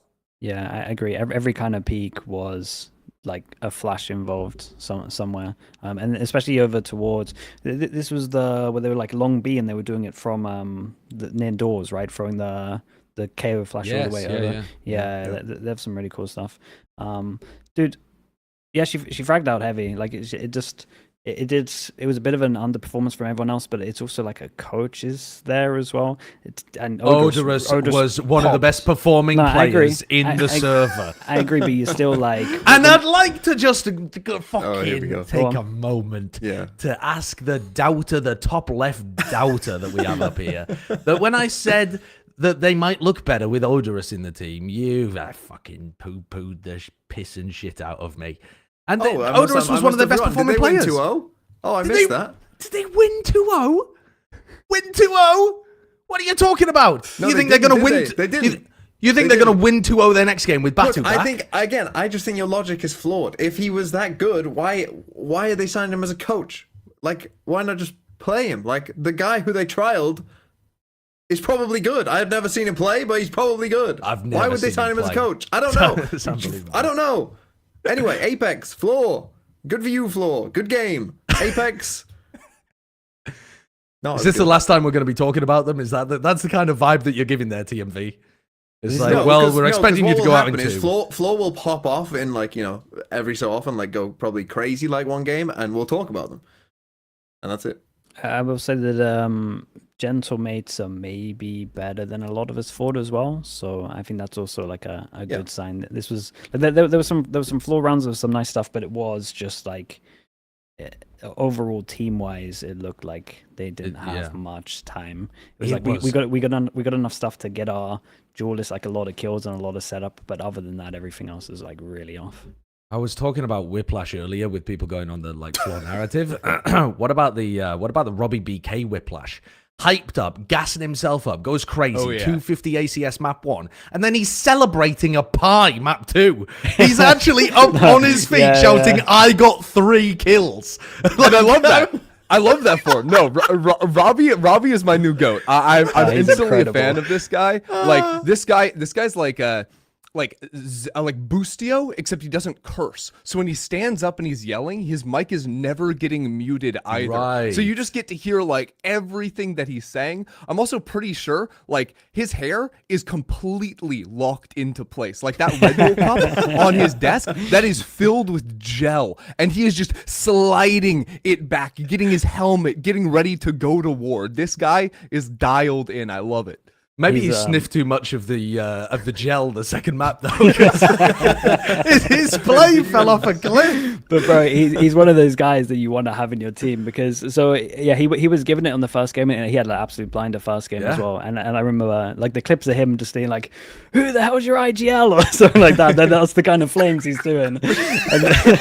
And then he's like two for 14 maybe. He's like one away from the pie, and then he gets the kill, and he's just like, "I'm back," and it's just the best thing ever, man. This guy like vibes wise is awesome for a team. I'm actually really high up on this team. It looks like it's fun to be in Robbie BK's team, and they have some good stuff. I think they're like if BBL want the actual dark horse, like this would be the second dark horse. Yeah, so unfortunately, they're going to go up and play against Team Heretics. Rough. They might do all right. They might do all right. They're not winning. Really? But they might do all right. Yeah. No, yeah. I think they looked good.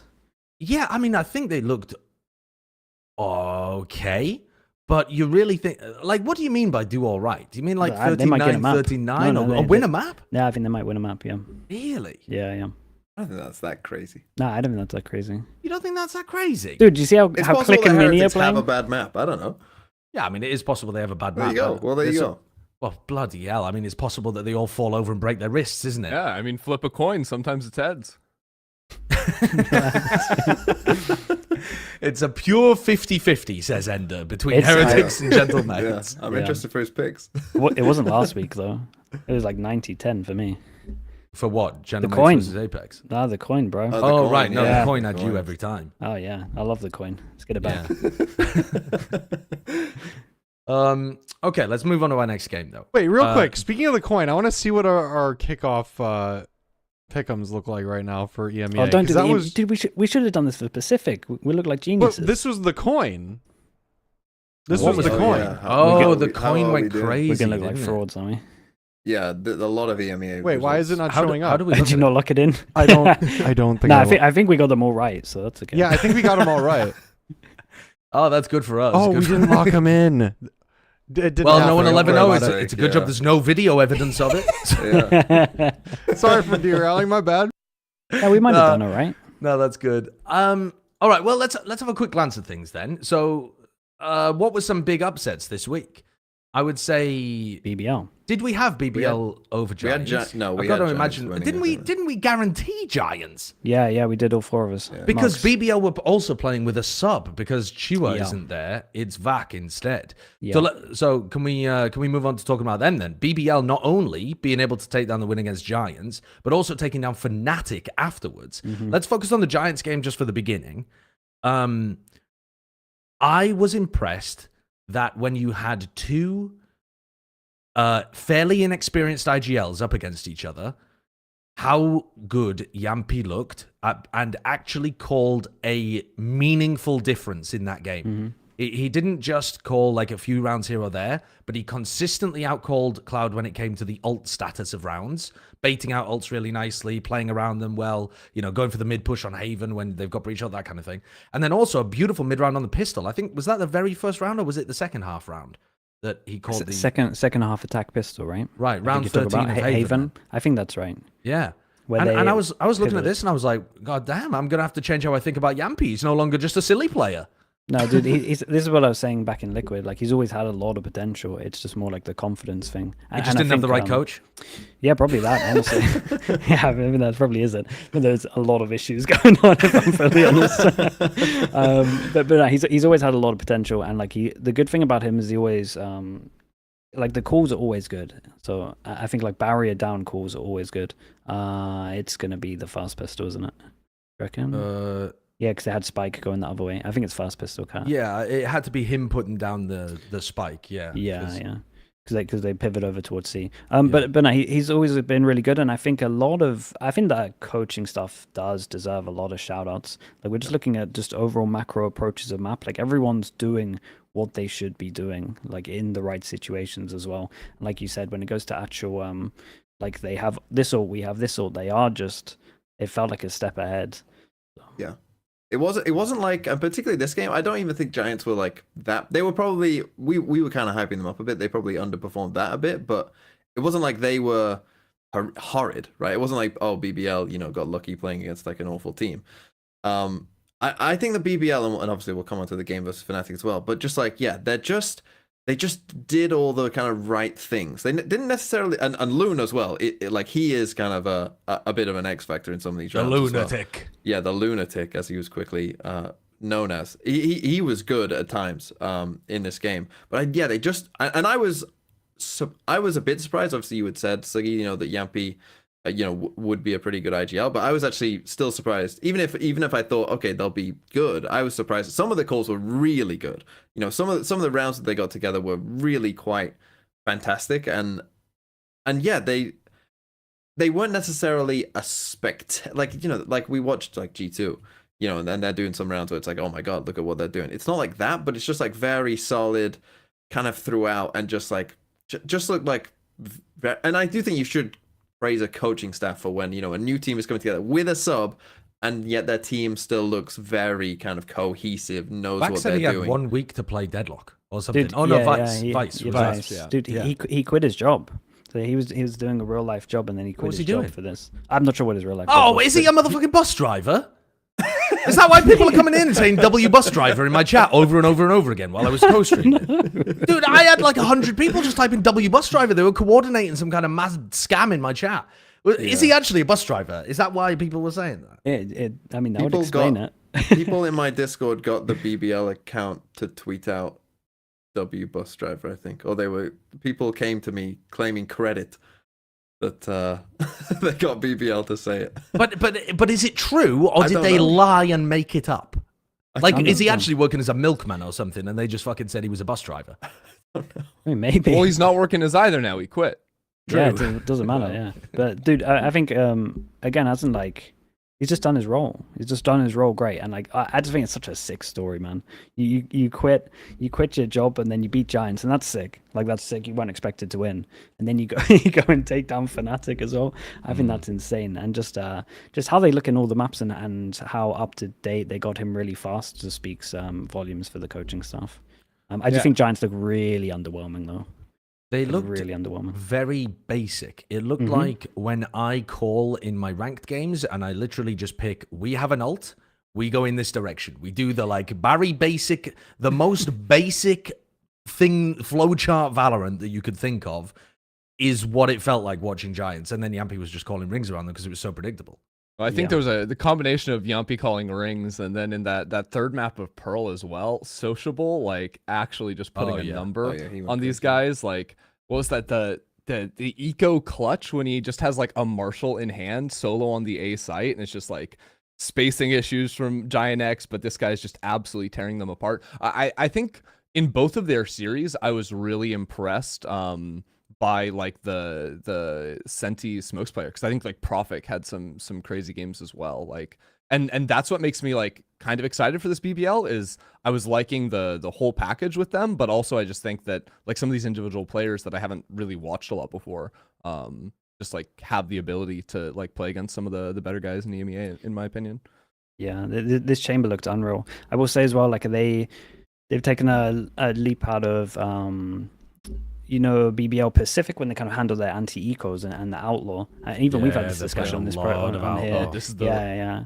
Like they're not getting ecoed that much. Yeah, this is the round. It's insane. Just because the outlaw is just farming and they always have someone. I mean, they got a lot of prolific like actual oppers and snipers on this team, so anyone can use it. So it's really cool. Outlaw purchases across the world have gone up astronomically. Yeah, I told you it would, dude. You were calling me out. Okay, but the difficulty I had was I still don't think it makes the light armor terrible, because once you get into the rifle round situations, they've already got rid of the outlaw at that point. So, but yeah, sometimes. I don't know whether that is still playing out, because we're actually getting way more outlaw usage than I thought we would do. I think it's with regen shield too, because regen shield is effectively like 3 light armor. So like if you're winning rounds, like you're just on light armor multiple rounds in a row, and it doesn't make sense to like spend 1,000 creds to upgrade unless your econ's really good. So I think like first 6 rounds especially, you're seeing a lot of players like going regen shield. And I think especially like people haven't really talked about this, but regen shield on like backline agents is very strong. That like aren't finding first engagements. Like I think if you're playing Jet and buying regen shield, you're probably a fool. But like if you're playing like Killjoy, Astra, these types of things, I think just regen shield is so good for snowballing your econ when you're getting that like rounds 2, 3, 4, 5. One of the weird underrated values of it too is that because you take damage through your armor first with the regen shields, which works unlike anything else, it is actually really good against Vice Thorns. Everything else, it chunks down your health really badly. Whereas on this, you take all the damage goes into your armor, and then it comes back again. You actually end up being able to scale a little better with the regen shields on sometimes. That's pretty cool. Can I talk about some clips? It's kind of glazing BBL a little bit, because I've been I put it in the thing. Sorry, which game are we talking about? It's moving on to FNATIC though, right. So it's talking about what BBL did good. Of course. And I'd like to counter afterwards with some FNATIC bad, if you don't mind. Yeah, for sure. I mean, my includes like a smidge of that. So if we just start this off, and this is something I've been wanting this for literally since Abyss came out. I've always said this is a Sage map. It's a Sage map. Everyone plays off site. It's a Sage map. This wall left of site that they're doing, that you're going to see in a little bit, caused them so much trouble. They just blocked it off. They never shot it, and they had no idea how to deal with it. Every single time we're Sage walling the right off, and then you're forced into the middle here, and all they're doing is just like triple swinging over towards the middle. Like it's so nice, and every single time FNATIC needed to default over towards the right to break the wall, and this wall was just causing them such a nightmare on attack, and it was one of the big reasons why they felt like they couldn't go B. And this site is very hard to hold, but when you do stuff like that, it's so strong, and you pretty much have to break like 2 segments of the wall as well, so it takes a little bit to spam it, so that's why you're doing it like across like this. It's just awesome, and it gives you so much freedom. So I wanted to like highlight that one, and then I got another clip on attack, which was really good. So first of all, I thought that Sage play was sick, and then they were also using it for like retake when you put the wall up, and then obviously they have to kind of spam or use utils to get you off the plant so you could freely retake. But this was cool as well. So BBL were going over towards sites, and they had this wall, and like you can tuck in either side of the wall here. So that was like on its own really cool. But what happened like before all of this is they were losing after plants, and what they started doing was saving this extra Sage slow. So they would like break the wall, and then they saved this extra Sage slow because they would just realize that FNATIC were playing like fully off site. And as soon as the coaches called the called the timeout and told them to just like save more util, they just started like winning a lot of the after plants because we were having that extra bit of util to like hold them off. And dude, I was just impressed with just everything that was going on. This round I think highlights perfectly as well that the Sage's job was not necessarily to like stop them getting in so much as just make it take a lot of time. They have to break the wall, they have to get through the slows, but also they don't break all of the wall, so the Sage has always got some little cover to jiggle around. It is such a pain in the ass rooting the Sage out from that kind of position. And that round, I mean, there's one player left alive at the end, but they win because it's all just based on time. Yeah, when you have an Astra, like you're trying to delay for the Astra suck, right? And also if you're holding spawn, like what are they meant to flood out of heaven where they have to like drop down and then they're inaccurate for ages? Like dude, the Sage is awesome in this map, and I'm glad that this is the first time I've seen it in tier 1. I'm glad it like lived up to the hype that I thought it would. Are you on board with the Sage though? So I felt like FNATIC, more so than a lot of other teams, still tried to play offsite post plants. They were trying to like really refine the offsite post plant, even post ping change. A lot of other teams are playing much more heavy on-site post plants than FNATIC are. And there I feel like you don't really get the same benefit from the Sage on the retake side of things, you know, where you pop it over towards the cliff kind of thing. So if the meta trends much more towards on-site post plants, do you think the Sage still has that level of value on defensive Abyss? I think so, because then you're just trying to, because then you can just use like water across the back of site as well if you don't have the smokes. I think it's insanely versatile for what you would do. But you would probably just fight a bit site heavier like they were doing anyway. But I think it gives you so many options. It really does. And I think when people are running Tejo at the moment, I think the Sage, like you have like these proper set strats where you're like, this is going to clear here, this is going to clear here, and then we can run in. But as soon as that Sage slow comes in, your timings get completely messed, and they could have gone back into the areas that you think are clear. So it really messes up just like the clock of the enemy's team. And dude, paired with the Astra and just having all the smokes, it's really, really cool. I'm just glad there's another Sage believer in the call. Like Yeah, I'm so in love with this agent. I think it's like actually very hidden strong right now, even on more maps than Abyss. But I also just like, I don't know. I'm curious what you think, because I think that Sage might be like the strongest pocket pick agent in the game, in the sense that I think because of the way Sage like creates new angles on sites, that if you're a team that practices Sage, you like learn those really easily. If you're a Sage player, like you play around that really nicely, but it's really hard to come into server first time against that, especially when you like your Valoplant strats, like they have like very clear like set retakes, for example, and now you have to worry about these like 3 extra angles created by a Sage wall that is blocking off on CT, even though you broke 2 of the chunks. Yeah. So I think it loses value as like a lot of teams are playing it, and you're like thinking about that actively. Right. But especially early in a season, I think it's tearing stuff up, and I wish America's played more of it. I mean, that's exactly what Kaplan said when they lost to 100 Thieves Sage, actually, was that it's really difficult to get scrims against this kind of stuff. And I did really like the Sage implementation from 100 Thieves on Split too, and the way that they were playing that.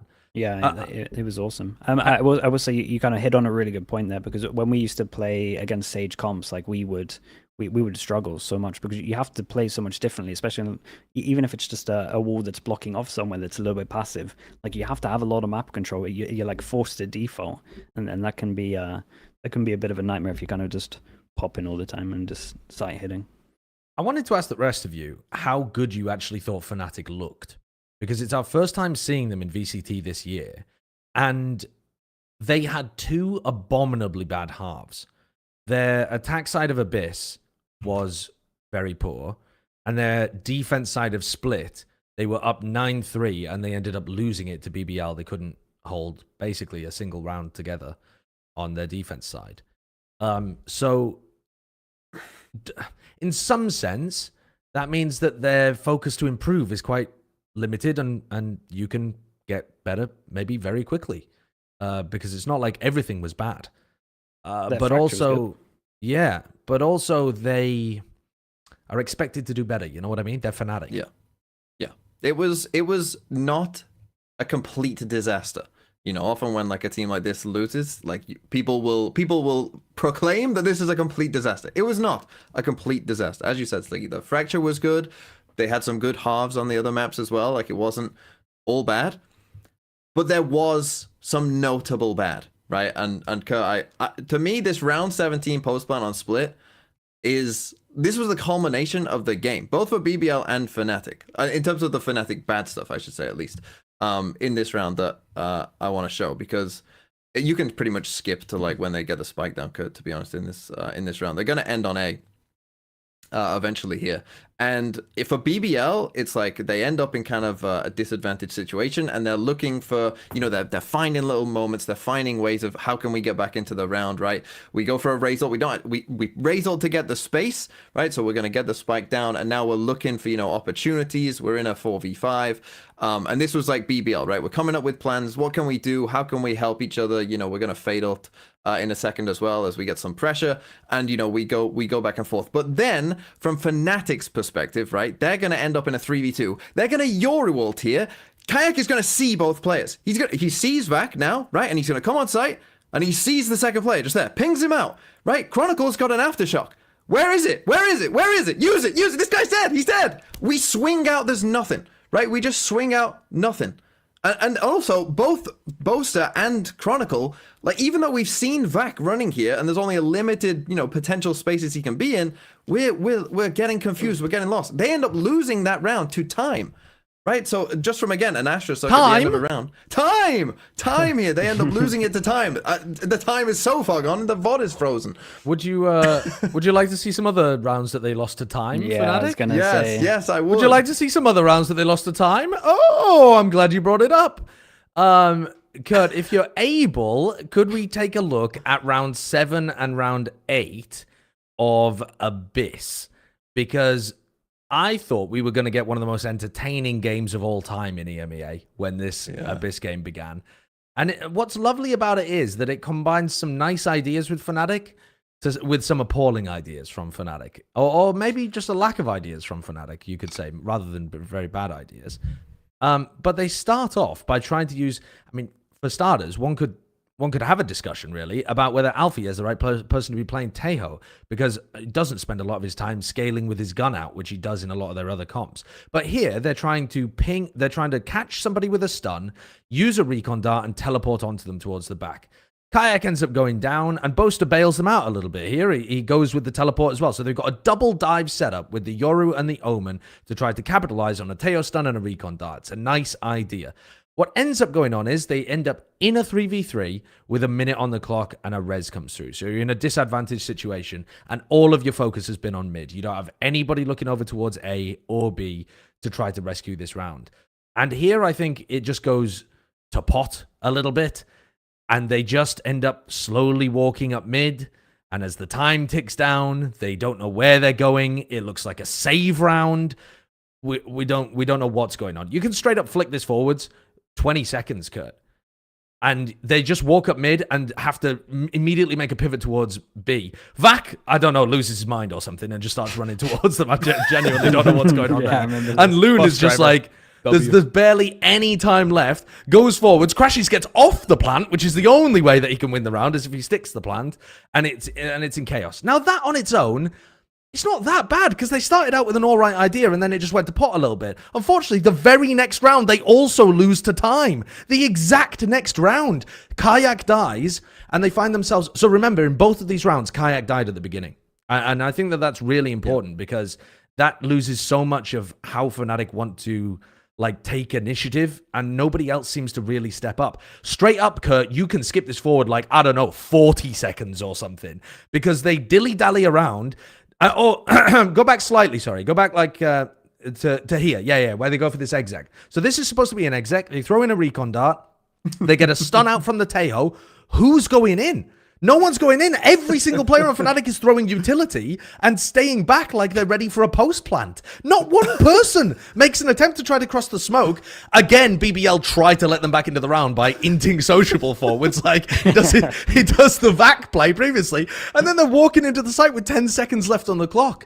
And I felt that this was a bit of a worry, because when you've replaced a couple players and one of them is Durka, and the way in which they're playing, where they send Kayak really far forwards on the Yoru a lot, I worry that they seem out of ideas sometimes when their first play of send Kayak in to get a pick doesn't work. And I certainly don't think Alpha being on Tejo is helping there, because he is further back in the pack rather than just chatting his way forwards.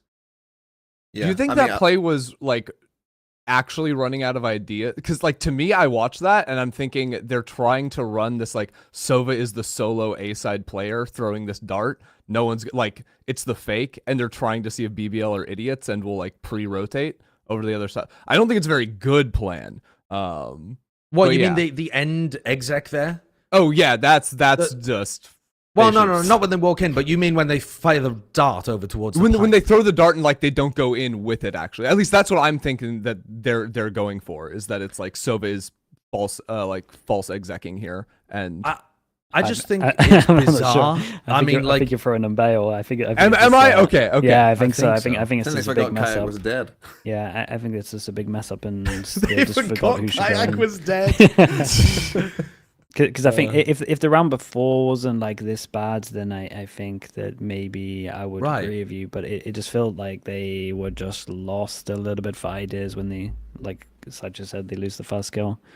And overall, Kayak is the bottom-rated player. He doesn't like have a bad game where he gets destroyed, but when a lot of your rounds are so reliant on the guy, and a lot of people are not pushing. So when you watch like G2 or Leviatan play, the whole pack moves forwards, and then some of them go back to set up for post plant. And I feel like FNATIC are thinking about post plants before they get to the post plants a lot of the time when I'm watching them. Yeah, and I think we have to, like, we do actually have to bring up Kayak because he is not performing to how he performed online, and he is yet to. He is a person that I think at the moment is struggling with pressure. But I will say when he gets an op, he looks pretty confident. So I would probably lean into that if I was FNATIC. If you watch him on those split rounds, their closest rounds are when he has an op. So I think that's probably going to be like the bailout to get him a lot of confidence, and then you can slowly get him rifling in these games. But I think, and we bring this up a lot. We're like, oh, a new player, like they might not be thriving on LAN. They're going to be nervous and stuff, and it never happens. But this is actually the first time in a while that we've seen like a new kid looking nervous that is not hitting the level that he's hitting tier 2 online, or honestly anywhere close. Yeah. And on the other side of it, you've got, we were talking about BBL earlier. You've got Loon, who just immediately, his debut was one of the best that we've seen. Utterly incredible. I want to go on to the best match of 2025 so far, hands down. I don't think there's actually another one that has quite met it yet. Karmine Corp versus Vitality. It was, the ending of the game was incredible stuff. And the second map was also fabulous. The first one was a bit of a blowout. KC didn't quite hold the candle, and I think that's a sign that their Haven, they're perma-banning Split, and their Haven looks dodgy. So that might not be a great sign for KC. But the KC Vitality game, map 2, map 3, so many chances for either team to take it away. And what a pleasure to witness such a stacked match in terms of the talent that is here. It's outrageous. No, it was a cool game, and I think I was just very impressed with like everyone, especially Kicks, to be honest, in terms of that's the person who you're like looking to be the weak point. If this team failed, he would be the scapegoat, really. So the fact that he's like doing good, I'm talking like impact, he needs to get 1, he's getting 2, like he's going above and beyond, and if he keeps delivering to this level, this team is actually going to be awesome. And then we've got Trex as well, just continuing the form from like late last year.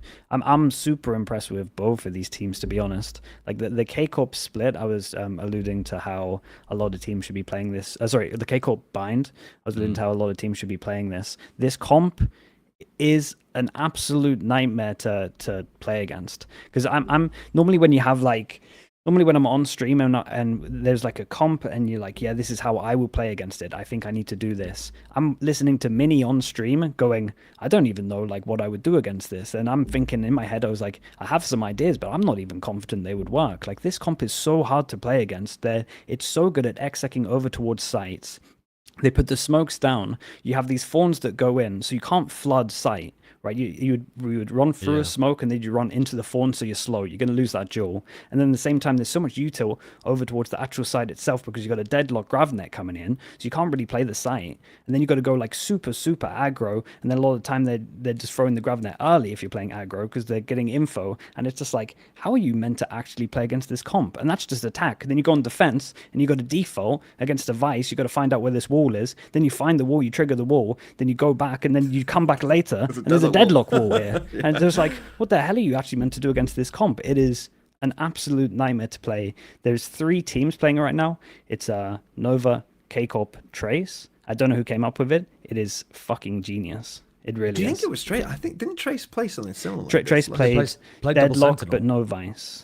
They played Cypher. They played Cypher instead, Yeah, but also, when I'm looking at the Trace composition, right, of what they do on Bind, they are playing it without the Yoru, and they're also playing it without the Gecko. So they actually don't have a flash to work with other than the Vice flash.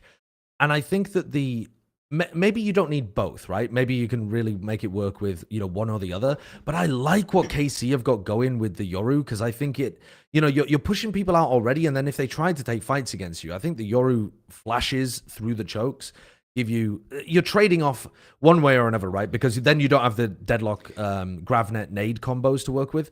But I think having a flash somewhere in the composition does give you a lot to work with, and like comboing the Yoru Gecko flash together is another piece of synergy that's lovely in this. Yeah, and it's cool because a lot of these teams are doing, like you said, they're doing like a Vice or a Gecko. So you have some kind of util, whether it's like the Vice flash going into hookah. If it hits, you know to use util here. If it doesn't hit, you know this is free, and you can save your flashes for later on. It is, dude. It's so sick. It's so, another so thing that like shocks me with this comp too is like usually like bind is like the map where you have like 4 or 5 agents that have just like 5 crazy like sight hitting ultimates. But like if you're trying to play double senti or even like some Viper comps, it's like hard to like have that amount of power ults. This comp has like 5 power ults, which is just shocking. Absurd. Like that Deadlock and Vice can give that value with double senti too is really nice. Yeah, it has no flaws. It has no flaws, and so that's. And I'm not sure teams are going to beat this. By the way, I think Vitality did. Like, I think their bind's really good. Yeah, I was they like, tried their best. I was like, damn, they're making this comp look like beatable, and that in its own is a feat because it's hard to play against. So Navi got I was impressed with on this map. Yeah. This game though was we should spend more time on this game. This game was a fucking banger. You were talking about kicks as well. Kicks saved them the game. The last 2 rounds of regulation on the final map, Abyss. Well, it was cinema. Like, those rounds were amazing. Like, must watch Valorant. It was insane. Because like I think we should give credit to Karmine Corp, because that's the thing. Karmine Corp in that first game were good, but they weren't this good. They weren't. I came into this game after watching them beat NAVI, and I was like, well, if Vitality are what we think they are, which they were pretty much, they should stomp them. And so credit to KC, they fucking turned up. And this was like this is a fucking Riot fever dream right here. You're watching KC and Vitality with champs in Paris playing this well already. You're fucking having a Riot wet dream right now. But yeah, this round, oh my god, we were losing our shit. It was so fun to watch. Good. And the problem was this game came too early. This game was too early because it was too good for the rest of them. Because most other games have been, there's been a dull map here or a stomp here and a stomp there, and then just randomly out of nowhere in came this fucking gigabanger game. Like, that should have been like reserved to fucking an international final, and instead we got it. We got it just like randomly early in kickoff. Yeah, it's so good. I mean, it's like, it's less versus Sadak. It's got so much talent all over it. It's a French rivalry match. It was stacked as well. And like Sugetsu 2K clutch to even get to OT in the first place. People were like really on form. Like, we had the 2K from Sugetsu actually had like probably the first ever time I've seen Eng show emotion. Like, he was celebrating. Like, it was so sick to watch. The aim as well was just so good, and kicks on Haven. It was for anyone that didn't watch it, you should honestly go watch it. It was awesome. Yeah, I mean, I was also just like kind of excited watching the breach on this map. It wasn't something I'd really seen a lot before this, and it just like it seemed super annoying, especially on Vitality's attacking side, like playing into the B side of the map, like that the post plant stun. Whether it was like holding just like the line on the plant that's like on the edge of the map, or even then when they're like retaking the B side on defense and they're just like stunning the offside angles. It was surprisingly effective, because when I'd looked at like breach stun lines on this map, it seemed like you almost needed to have like, it's like really hard to get into good positions for breach to hit like multiple different spots with his stun, which is usually kind of the thing you need to make breach like effective. But I liked how they were implementing it with kicks, and I thought it got some serious value. Yeah, there's some really good stuff. It's really good for the retakes, and I think like a lot of the supportive flashes, like when they're flooding back in both sides, you can have such good supportive flashes either through this pillar or over towards back of B. Like, there's some really nice stuff you can do. Damn, dude, it actually probably was the match of the week. Yeah, I think it's match of the year so far until somebody takes over from it. I do want to give a shout out though because you were talking about KC not looking as good in their prior game. Now, one of the reasons why I thought that was the case was because Navi actually had a really cool idea that I haven't seen from anybody else as much in on Abyss. And so I wanted to showcase round 15 of Abyss on Navi KC, if we could pull that up, Kurt. Because the Navi approach to Abyss has double smokes, double initiator, and a duelist. So they're getting rid of the Senti entirely. There are other teams that go for a somewhat similar approach, but they don't play these agents. I haven't seen anybody do this. And when you look at how these two match up, Karmine Corp, when they played against Vitality, they are able, on their defensive side, to take massive mid control. They have the Harbor Wall and a Cascade, and they're going to do that at the beginning of the round, and it's very difficult to get through the Harbor util. Even if you recon or whatever, it's just going to get broken. Whereas what Navi ended up doing was using both smokes to smoke the bottom of mid. So the bottom of mid is completely smoked off. And then they flash recon onto the roof, which stops you from being able to contest mid at all.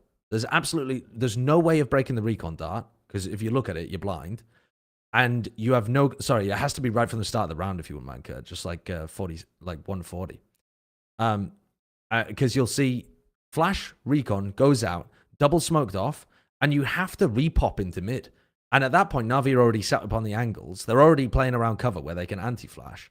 And I thought this just ruined KC. Their whole comp is like designed like Leviatan's was to go and take mid control. And there's not really much that they can do about this. They can play inside these smokes and try to flash out afterwards, but you're going to be taking a fight where Navi are expecting you and ready to fight you. And so their whole composition just withered away because they were forced to focus so much on mid. And I think we might be overlooking Navi a little bit because of how well KC performed. I think this team might actually do some damage against FNATIC. They're set up for a I mean, there were some worrying signs for Navi though as well. Yeah, but there were, for sure. It's the same signs that's always been there, right? Yeah, but those same signs are still there for a reason, Sliggy, it's just as well. Angel facing for no reason. Yeah, but that won't disappear is my worry. And the Tejo wasn't good as well. When they ran the Tejo, I mean, they made that look bad. Yeah. Weren't they the first to run it? Or one of the first to run it? One of the first we saw, I think. And yeah, it was. Yeah. So the other three teams that played in EMEA, Team Liquid, Koi, NAVI. So I already talked a little bit about NAVI, and we talked a little bit about what went wrong with them. Team Liquid Koi wasn't that the first game that we saw in EMEA? No, maybe that not. That was second day. Right, second day. But holy shit, that game of Fracture was funny. That was messy, sloppy Valorant. That was crazy, man. Kamek was missing his walls all over the place. Every wall he put down, every single wall he put down had a gap in it that could have fit an elephant through. It was madness. Always walling off a teammate somehow. They were having to destroy multiple of their own walls. There's one where they're trying to go through drop, and he puts a wall like a normal wall across the site on Fracture. But then he drops on the other side of it, but then the rest of his team just stay and drop. And then eventually they just have to shoot their own wall. They said afterwards in the interview that they were very nervous and like didn't kind of get going in map 1, but like, wow, they were not playing. Also, I know duelist Fracture is certainly a choice. I think it can work though. Like I didn't actually. Not when your own teammate is walling you off. Yeah, no, I agree. I agree. That doesn't help when he's against you. Yeah, NRG with Ardis will know. But I will say that I do think they just played bad. I don't think the comp was at fault, even though it can be easier with other comps. I don't think it was like the comp was the reason they lost. I think they just heavily underperformed on that map. I really do. Like that was the map where Camo went missing, I think. It could have been. I don't know. Been. I mean, it was bad from. Yeah, it was. It was bad from everybody involved, really. If we're talking about comps, I'm more upset that Koi are running no breach Fracture. Like to me, that is just diabolical. But that was where we just had the Tejo, and it's just like because this when I was watching solo Tejo. No, this when I was watching Tejo, and I'm just like, you guys are gonna make sure that Tejo sticks around for like another month because we're just not using it good. Like, what's the point in the Tejo in this comp? It doesn't make sense. Like, I get that you can clear somewhere and TP here, but we're not doing it, so it's pointless. So yeah, I was it started off rough. I will say the really cool thing, at least for me, for Liquid is Kiko on smokes looks incredible. Yeah, he was firing. He was firing. Like if he can keep this performance up, and you've got a smoker putting up those numbers, that is something that can win you a lot of games. Like tens numbers. Yeah, it really was. It was a very impressive performance from him. I mean, people might be looking at this and being like, why are they so down on Liquid? I mean, they absolutely dominated. Go on, would you mind playing that again? I completely missed what happened. Go on, run me through the madness there. It's the American giving it. Sprays him down. This is mid-game. There's still someone alive. Shoots the body a little bit and then just gets out the molly. Yeah, just mollies them. That is good. It's so sick. Some people might be saying like, oh, well, why are they so down on Team Liquid? Like, you know, they were giving Na'Vi some credit, but Team Liquid, who were going up against Team Foot, they don't seem as high on them. They played a 13-3 game on Abyss against Koi. They ran AXX like 99% of the time, and Koi couldn't stop one of them. Yeah. Which was Koi's pick as well. Yep. Which is even more like how does that happen? Everyone's avoiding A on scrims. They've just been running B-Site Simulator in their scrims. Yeah. Shall we get into some predictions then? Because the games coming up are pretty good, or at least they're pretty interesting. They're interesting. Wow, damn TMV. Just because it's not Wolves, mate. Jesus, we won't be seeing any of them for a while. No. Last week's EMEA match of the week was Navi versus Karmine Corp. I mean, obviously that was the first round game. We didn't know that Casey was going to play against Vitality. So again, over 6,500 votes. 70% of the viewers picked KC to win, which I thought people were thinking about it more as a bit of a 50-50, but they were bang on with that one. They were absolutely correct. And the match of the week that you'll get to vote on this week for EMEA is KC versus Giants. So you can keep up the KC fan service if you like. But the first match we're going to predict is our first time seeing Foot this year, with Zeus on Duelist playing against Sliggy's Team Liquid. What? Oh boy. And oh boy. It's a Foot wipeout. I'm feeling good about this one though. I feel pretty good about the guarantee. For free? Yeah. Yeah. Well, I mean, the only thing I would say is obviously we haven't seen Foot, and that's the only holdup that we haven't seen them in my head. But I'm still expecting them to be good, and so yeah, that's it. Yeah, I think it didn't help. Like the prediction for this was right after I'd watched the G2 game, and it was like 4 core, and you change your duel list, and I was thinking, hold up, there's a team in EMEA that has a 4 core and changes their duel list. Surely Foot are gonna come out looking like G2. So that's my expectation. That's my expectation. G2. Yep. Best team in VCT. 26-0. I would also say on the TL front, I just hope Nats puts in some time on like the other good like new age Sentinels. I think it's just been a lot more of like the Cypher, which I personally is much worse than it used to be. And I want to see some Nats Vice. Are you worried about his fragging with IGL because he went a little bit missing as well? Yep. Okay. Yeah, that's kind of where a bit of my concern is. I know we're only 1 game in, but I was watching a lot of. I actually did it twice, where I was like, "Oh, Nats is going to win this round," and then he just gets like, he just gets like one tapped, or there's like a spray that you would normally see him insta pop, and I was like, "Ooh, not a good early sign."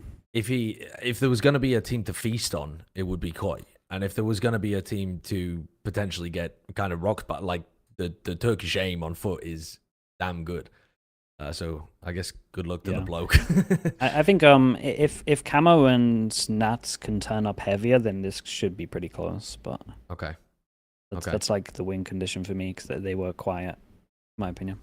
Well, the next game, Sliggy said, is going to be closer than we expect. So we'll have a look at that one. Team Heretics versus Gentlemates. TMV's already got that Polaroid smile. It is. He's been putting the toothpaste on, ready to go. If we're not guaranteeing this, though, what game are you? Are you willing to guarantee this? That we have to go for a guarantee in this one. I think, even though we haven't seen Heretics yet. No, we have. Except we did all last year. Yeah. So and they are the same team with the same coaching staff. So yes. Yeah. I will say the last team these teams played each other in the Heretics XP number 2 show match. It was a 2-0 for Gentlemates. That's so true. Yeah, wow, yeah. Wyatt also predicted FURIA to go to Bangkok because they won an off-season tournament. I think it was like Boo on Duelist as well, right? they played some mad roles in that off-season tournament. So Robbie BK was top fragging, 37 kills, 27. Okay. What agent is like Woot playing? Woot is on Neon and Astra, which makes a lot of sense. Yeah. You just have to think about it. Okay, well, let's move on to the next one then. This one's our match of the week. It's probably no, I don't think it is the closest match, actually. You know what? I think the next one will be. That's my hot take. But this one is Karmine Corp versus Giants. We had a lot of faith in Giants. Another guarantee, this is though. what I was talking about. This is what I was talking about. When you're big and gassing up these games, sell it, Mr. Riot. No, I don't think I will. I was thinking about the next one, really, when I was thinking about the good games. But I'll tell you what. I wouldn't shock me if Giants won this game. If Karmine Corp... Oh, no, it would. It would No, shock I actually me. wouldn't be. I actually wouldn't be. Why then? Why wouldn't Because they've had an emotional loss. They're going to have an emotional come down. Emotional loss? Yeah. Are they gonna? What they do? What they're handing out the fucking tissues in the backstage? You know, wiping people's tears away. They lost just one because you game. can't accept emotional masculinity and you have to, suck it all up. It's 2025 now, Sideshow. It's okay. Right, it's okay to let it out. I agree with that. It's okay to process your emotions. It would be a bad idea to let it horribly affect the next time that you play to the point that you lose to Giants. Sounds. Look, I picked Karmine Corp. I'm trying to sell it. Oh, okay. That's what you got for us. Yep. Look, the truth is, I think Sadak is the most based of the players that have come from NA to EU because this guy has just like thrown Harbor into half of his compositions, and Americas has been playing Harbor. Like we played so much Harbor like 2 years ago. EMEA never learned how to play against Harbor. They just didn't play the Harbor comps, and he's just there. It's all over. I like dude, that's just EMEA not knowing how to play PAL. Like 90% of that is honestly EMEA just going to PAL. I'm like, what the hell do we do on this map? What do you mean you meant to stop the plant on B? Like, wait, what do you mean they've got a cove to retake? Pearl's back. Yeah, but Harbor's shit. Okay. That's the issue.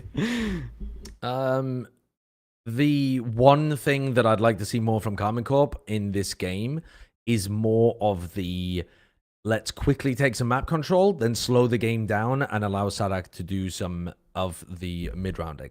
Because I feel like a lot of the rounds that we saw from them were coming out of the strat book and then would deviate off after they had gone for something at the beginning, but in a full-on fast kind of way.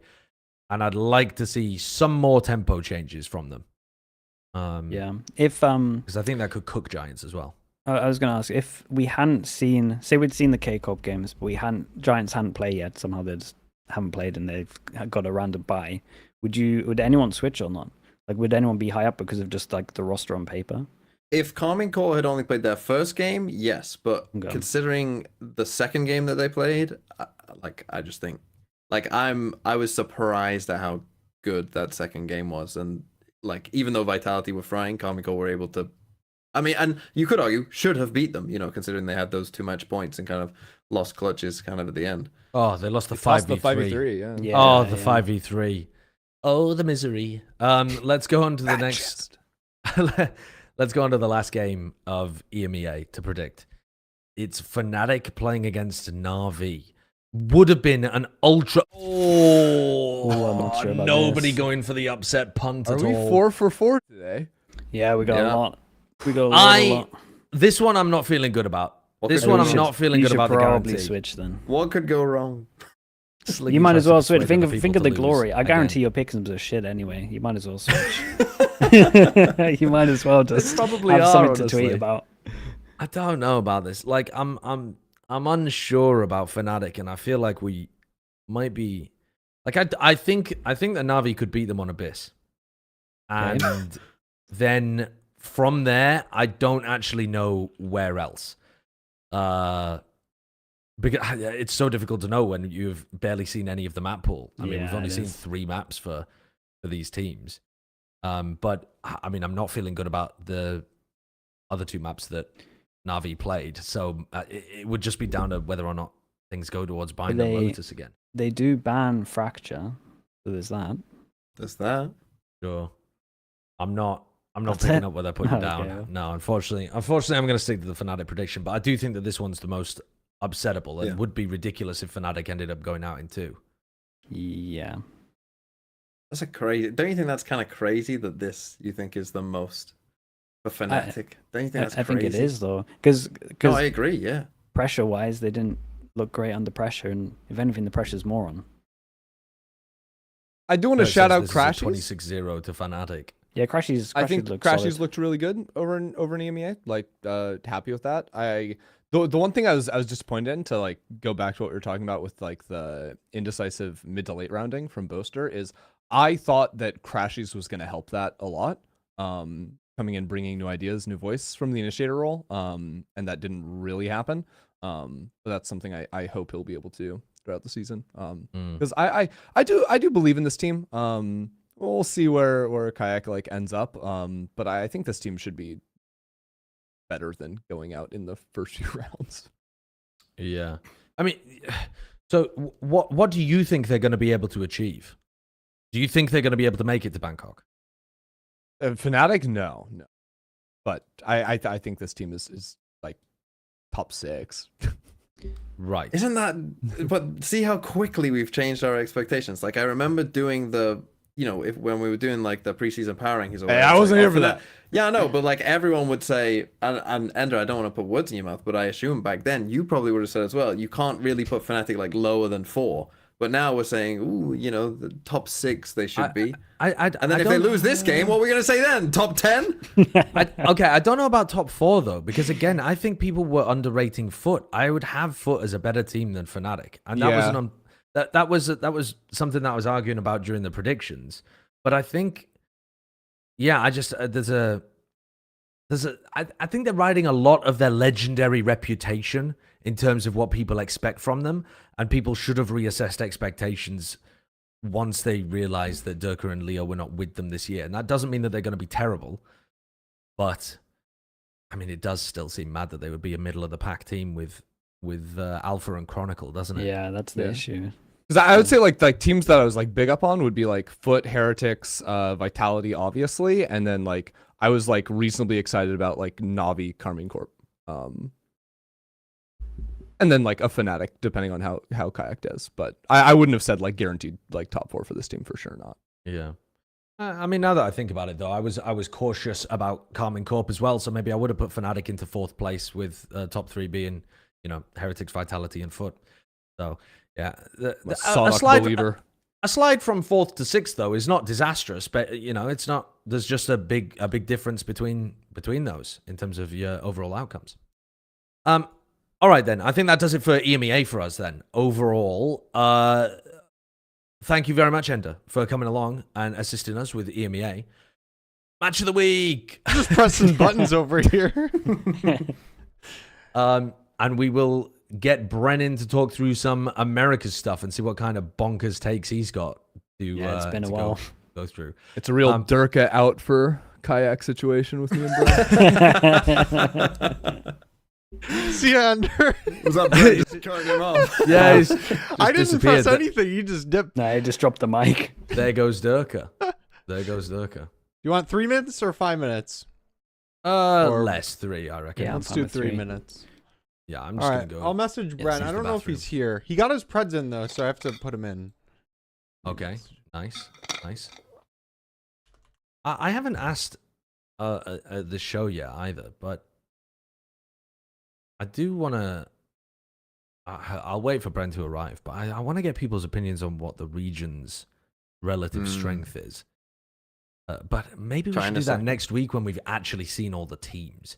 Because there's like 2 teams in every region that we haven't seen yet. Well, not every region, but most regions. It would be more fair next week. Yeah. What I wanted to mention last time we had a break, though, was Kai, welcome to member. Thank you for reminding me. We have over 600 members at the moment, and one of the things that I wanted to mention is that we're trying a bit of a different thing here for Kickoff. You might notice it if you've been following the show for a while, but we're getting a lot more interchanging people on the show. We do pay everybody that comes on to Plat Chat. This is not some kind of average esports podcast where we roll people and just steal their content and then steal all of the money. So with more people coming on the show to be able to support more regions and make sure that we consistently cover Pacific, it does mean that we're ending up spending more money on the show. So if you do like what we're doing in terms of covering all the regions, please consider becoming a member, because it does help us massively to be able to pay our guests that are coming on and to be able to cover all of the regions and possibly even expand to covering China at some point as well. So appreciate the people that have stayed members since the Shanghai Coast stream, because I know that's a lot of you. Appreciate the people that are becoming new members as well. And hopefully we'll be able to earn enough revenue to continue doing what we're doing at the moment, which is integrating a lot more of these hosts so that we can cover more regions. Because Lord knows it is bloody difficult to watch all of the games. And that's, I mean, one of the reasons why we appreciate Sliggy and TMV coming on so much, because they're fucking maniacs. They are. I heard my name. What were we saying?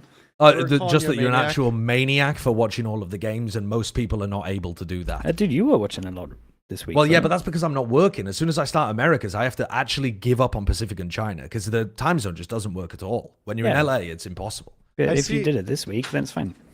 Yeah. I mean, I can do it this week. I can do it next week. But no. Because I'm sleeping between the Americas and Pacific game. I can't immediately get back from the show and just honk shoe. Yeah, no. I'm saying that if you can do it this week, then you could do it for the whole time. No, that's what I'm saying. When I'm working Americas, I can't just. What do you want me to do? Sleep at the Riot Games Arena? But you wouldn't be working Americas. I'm saying if that was the. Oh, I see. You take that out of the equation, you got it. Yeah. Right. Just give up my job. I see. Appreciate you as well. Thank you, Clarky, Lily Smith, Rachel, Kiers, and Arius. Thank you. Welcome to member alongside. I appreciate it. Hello, Mr. Brennan. Hello. Bren, why'd you look so confused, Bren? I've been rushing. Joe Biden is in his body. Joe Biden walking off into the Amazon moment. Yeah. Where am I? What? Let's not start this immediately. I was wondering why you had a pep in your step today, Sideshow. And then I remembered it's Trump's inauguration. Shut up. It's been incessant, man. Sliggy, you may not have seen I mean, I'm sure you watched the game. Which one? Did you see the Biden round? Oh. No, I don't think. Which game are you talking? You will have seen it. You will have seen the Joe Biden round. You just won't have known it was the Joe Biden round. Yeah, probably. Round 18. Just as a quick aside, I don't want us to actually dig into this game right now, but this was round 18 of Lotus. That was Fracture. Sorry, of Fracture. Is this FNS? It is FNS. Yeah. It is FNS. You lot are mean. I mean, it was rough. Okay, well, he knows what we're talking about. He's clued in, so we can talk about that when we actually get to the game. Then I suppose. We can watch let's this real start quick. off. Go on then. Finesse chases ass down. Finesse. You know he's lost his geriatric. He's fucking geriatric. God almighty, man. Get a grip. You're getting paid to play.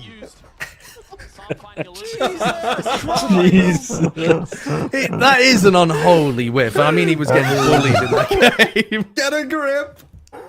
And then he shoots his own Omen on Lotus as well on that round one was too. That one was good. Yeah. God, there was some amazing moments. They lost that round on Fracture as well, didn't they? Oh, they lost that round directly because of that whiff as well. Directly. I remember because I try and stick with the positives of my stream, and I was like, guys, I've got to say the whiff really cost them. The whiff really cost them. Yeah. Let's dig in first of all to the Tejo conversation. So we've all watched quite a lot of the different regions. Who do you think are standout players that are actually working well with Tejo right now? If there are people in ranked who want to learn how to play it or something, who should they be looking at? Which teams are actually implementing this agent well? Well, don't play it in ranked first of all, unless you're duo. Yeah, do you think that's just a straight up rule? It's only a team play agent. I would only play it in like a duo really, because the coordination is just not there. Get a little deadlock duo though. Could be fun. Yeah. The Coach Potato free guide. Thank you for the shout out. Wait, have you got a Tejo deadlock? Yeah, it's free on Bind. Me and Minnie It's downloaded. free? Yeah, we got American accounts to make sure we could clip the frags before anyone else. Nice, very Yeah. good. Very good. moly. We're up against absolute shitters. They were awful. Are their names still in there? yeah. I apologize for that. Dude, That's the most brutal Sliggy's ever been. No, people called me out because it looks like it's a custom game. It's that bad. Wow. But yeah. Well, Still that's what works, you get though. for playing on North Go America. check it out. Yes, go fuck them up. Some of the names that spring to mind for me, I thought Trent's implementation of it and the entire G2 understanding of it was superb. Yeah. I thought that Simon looked like he was playing a really good Tejo with EDG. Now, unfortunately, EDG did get their booty cheeks clapped a little bit today by Trace. But the overall usage of it by Simon, I thought was good. And other people that I thought came to mind were Safe and EU. I thought that Safe was throwing some really good on-the-fly stuff. And EU also, considering that 100 Thieves play at a bit of a higher tempo, also had some really nice kind of on-the-fly util. I mean, EU's just the split in general was incredible. Like that, the 100 Thieves split, that was so sick. Yeah, Like that was when they used it really there nice. with the Sage as well. That was just that was one of the best Stun maps I've watched. into Astra Suck, into Sage Slow, Sage into slow, the damage, missiles. like you got nowhere you can go. They started off real fast as well. There's a lot of util there because Sentinels were using it pretty well, and then like because I think they got some kind of util kill pretty early on, maybe like second rounds, yeah. and then it gets to the bonus, and you see like the old Sage Slow that goes down into the Astra Suck into the damage from 100 Thieves, and I was like, oh, this is gonna be such a banger game. Yeah, and it was a great game. TMV, I just want to touch on that as well because the chat's popping off with John Cutie, fan of the Tejo. But I know that when we watched the game, you were very much against the way that he was playing it in the post-plant situations where he was sending it very early a lot of the time. Yeah, it was just like there was multiple post plants where, and I don't think John played it bad, like in general. Like I think he was, there was some good moments from Sentinels as well on the Tejo. But just some of the post plants, it was like, like if you just like the post plant had already played out quite a lot, a couple times, and so like you would just win if you just save the Tejo missiles. Like they won't have time to get on the spike, tap it, you send the missiles, get off, and get back on. Like you can't win. And there's just a couple rounds where they ended up winning some of those rounds anyway, but it was just like instead of just randomly sending it on site where you're guessing where a guy might be, like you have a almost 100% guaranteed win if you just save it, right? And instead we're just sending it out early, then maybe if a guy dies, you're in trouble all of a sudden and you don't have anything for post-plant. So yeah, but I think on the whole, like Sentinels, it wasn't bad. Like there were some bad ones. There were some fucking awful ones. Sure. Yeah. Sentinels weren't that. They were like, decent. There were some nice things that they did, but there was also some things that I think, and like the ult usage as well, right? Some of the ult usage across the board, I think people need to learn this isn't, like a fucking breach ult, right? It takes a fucking long time to fucking get across. And Bren, can like, you give me your impression of the Tejo ultimate? Moo. Well, put some passion into it, buddy. What the hell? I thought I was gonna get I thought I was gonna get some charging bulls. It sounds like a bunch of cows running down. Yeah, and but I mean, and it takes about what I the got same from amount of you time that was you a see calf with foot and mouth disease. What on earth is that? That was the moo. I don't know. It's a moo. It sounds like a Peppa Pig character. and then when it finishes the voice line and the cow is charging, that's when it finally starts going dum, dum, dum. And then you can have you can get married, you can have a family of 5, you can see them grow up, they're gone to college by the point it gets to the fucking end. Like it's so slow. And to add on to Sliggy's point earlier about saying he's not a ranked agent, he's not. He's too slow. He's too slow. It has to be like pre-coordinated almost. Like you have to be thinking ahead about how you're going to be using your util at all points in time, and you need to be comboing it a lot. Yeah. And honestly, with all the talk about how good he was in pro play, I mean the pros are definitely high up on him, but he's a slow agent, and I think that also plays into why like John was using it in that scenario, like not using it into the post plan, because I think the scenarios where if you're purely relying on the salvos to try and deny them from getting half, they can get half still. It's pretty slow to get off, depending on how far away you are and how quick you are at placing it as well. But Yeah, but it's like timing of it, right? I think people get a little bit better. Like it's kind of like when Astra Suck used to be that people just mistime it all the time, or it had that update. I was gonna ask you, Bren, what do you actually? Cause you're saying it like the ult isn't good, or are you just saying it's the just ult slow? is good. It just can't be used reactively. A lot of players have been trying to use it reactively, like either to play to plan denial, or even just using it to try and take a site as well on site execs. You can sidestep it so easily. It is so goddamn slow. Like, if anything, it just kind of gives you a bit of peace of mind that you could potentially, there's not going to be anybody in that area. But even then, players can play back into the areas once it passes as well. So, I don't know. It's definitely, the character's strong, but it's strong. It's one of those things that you need to put a lot of server time in, I think, to make him strong. He's not just strong out the box. And from what we saw of a lot of teams just kind of throwing it slapdash together, where they clearly they hadn't practiced that much. They'd done scrims. They hadn't done too well on them. They just throw Tejo into their comp because that's the best they could come up with. It didn't look good, but luckily, as this week's gone on, we've seen better Tejos. 100 Thieves Sen, at least we were treated to it. Yeah, G2's Tejo looked good as well. It was beautiful. I said this on my stream, and Anders was there, and he was like, "Oh, what a surprise! The teams that have the best coaching staff and big orgs where they can implement it properly look the best with it." I was like, "Yeah, basically that is what's happening with the Tejo." There are also some Tejos that fragged out really hard, and so I think that people are going to associate them as being good Tejos. People like Zepper, people like who is popping off with it? Freeing on DRX, And then also, I think Kawanzine would also be one of those guys when he was playing it with Loud on Split. And I want to talk about Loud. I want to talk about, they look like we underrated them. They have good talent on the team to some degree. Obviously, big players that we've seen play before for this organization. They had to swap the roles around. They had to get a new IGL in. I think there was reason to be dubious that they would be able to live up to their potential of what they've achieved before on an individual level. I was not dubious. You were not No, you weren't that dubious, actually. But I fucking picked them. Don't fucking lump me in with you. I'm not talking about picking them. I'm not talking about picking them versus EG. I'm talking about, do you think they're a team that can do damage now? No. All right, well, fuck you, I guess. Let me explain why. Okay, I agree. There are some parts of Loud that I think, we looked at. Like Kawanzine, obviously, very, very strong, right? He had some very, very strong performances. And DG, right, at times as well, was popping off. Get an AWP. Yeah, he's get an AWP. Insane.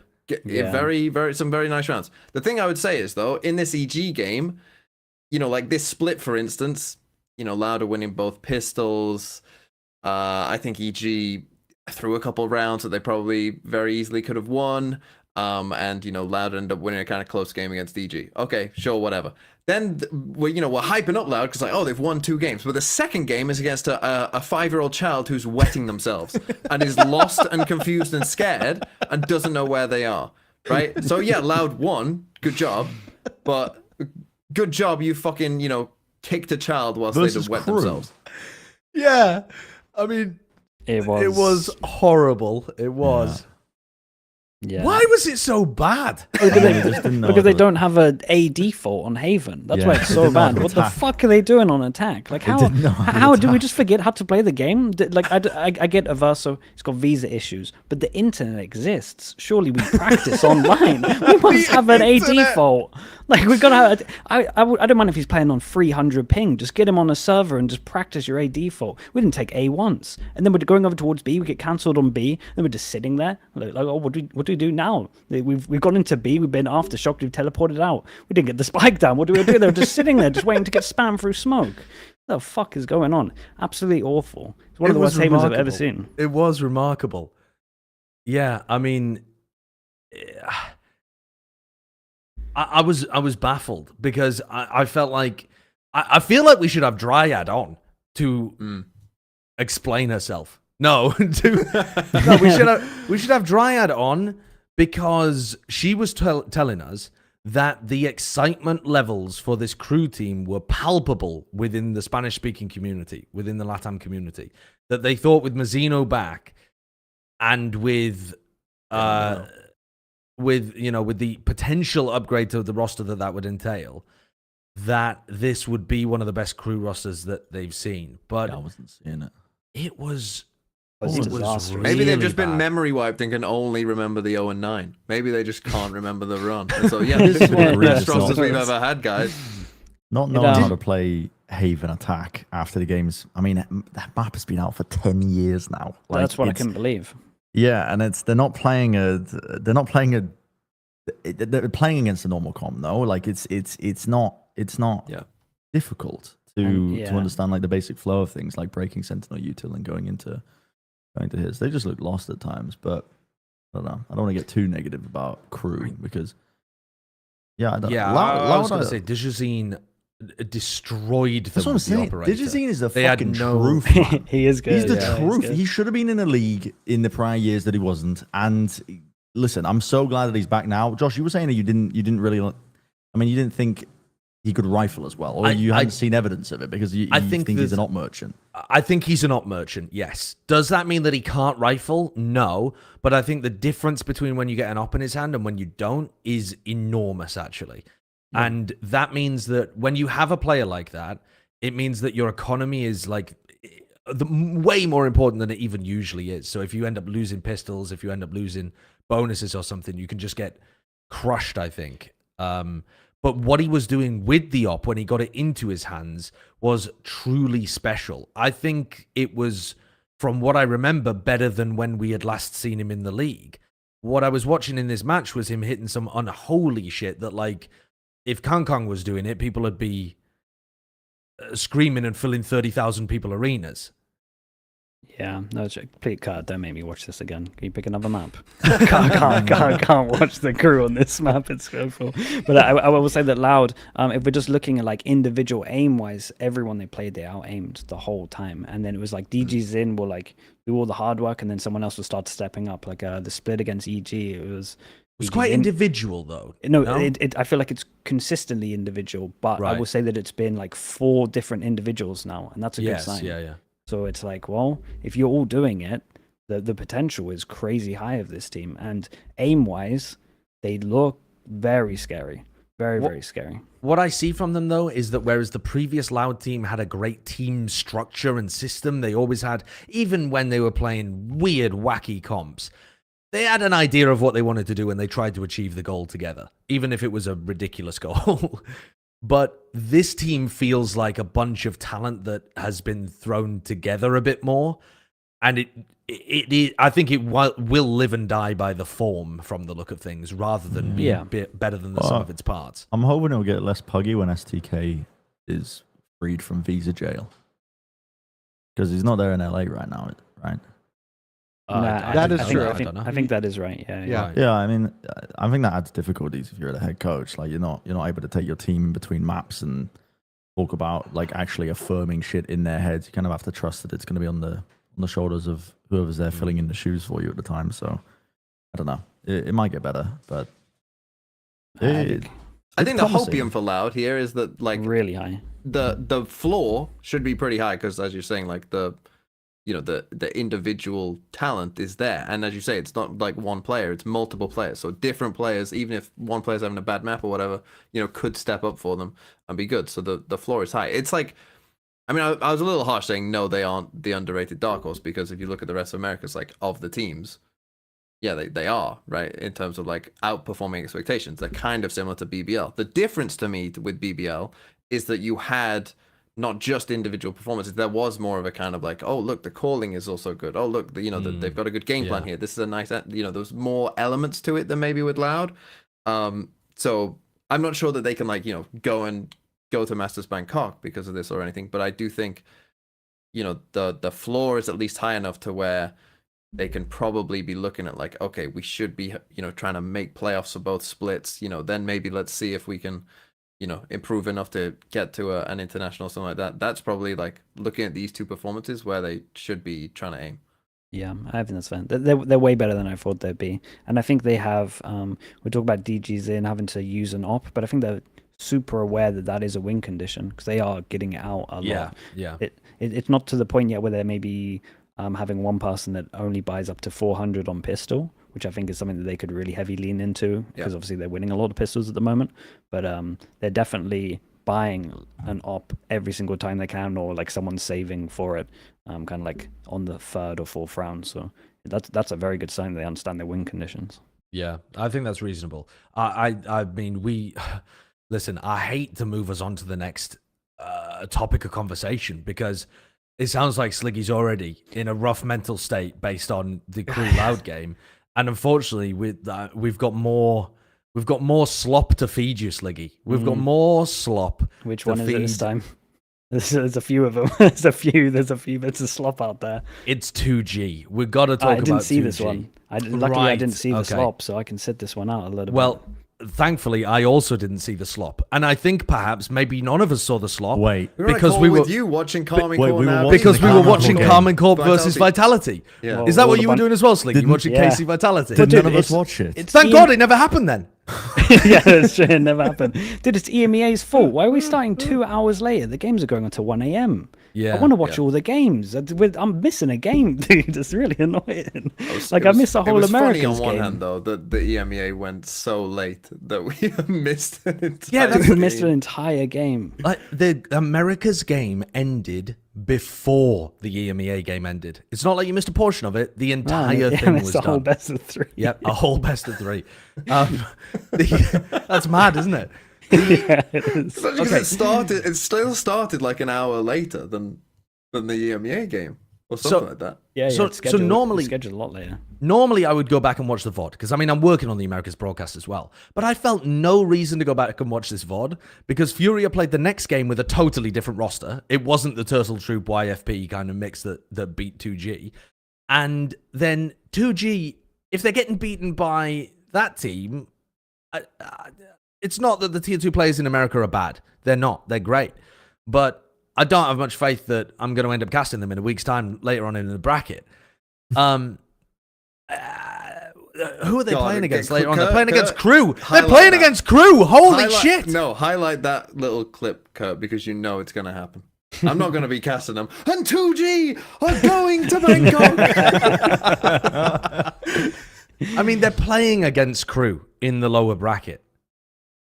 That's a muddy game. Who's working that? What day is it actually? Let me pull up the schedule. I hope you two are casting. We're not. No way I'm not casting even in LA for that game. We're not there yet. He's refusing to fly out. I am potentially working on February 1st. No, I'm not. I'm in a bloody wedding, actually. I have the day off. I'm not casting the next game either. Even if one of them wins, I'm not doing that one. I've wiggled out of it somehow. Yeah, you kind of owned it, if anything. The 24th, is it the first or second game? It is the second game. Second game. Oh, no. Poor Vancilli Riv. Vancillian Riv? Poor Vancillian Riv. They don't get the banger opening games. They get Crew 2G. That's criminal. That's criminal. I will say shout out to the NA Furia for standing in though.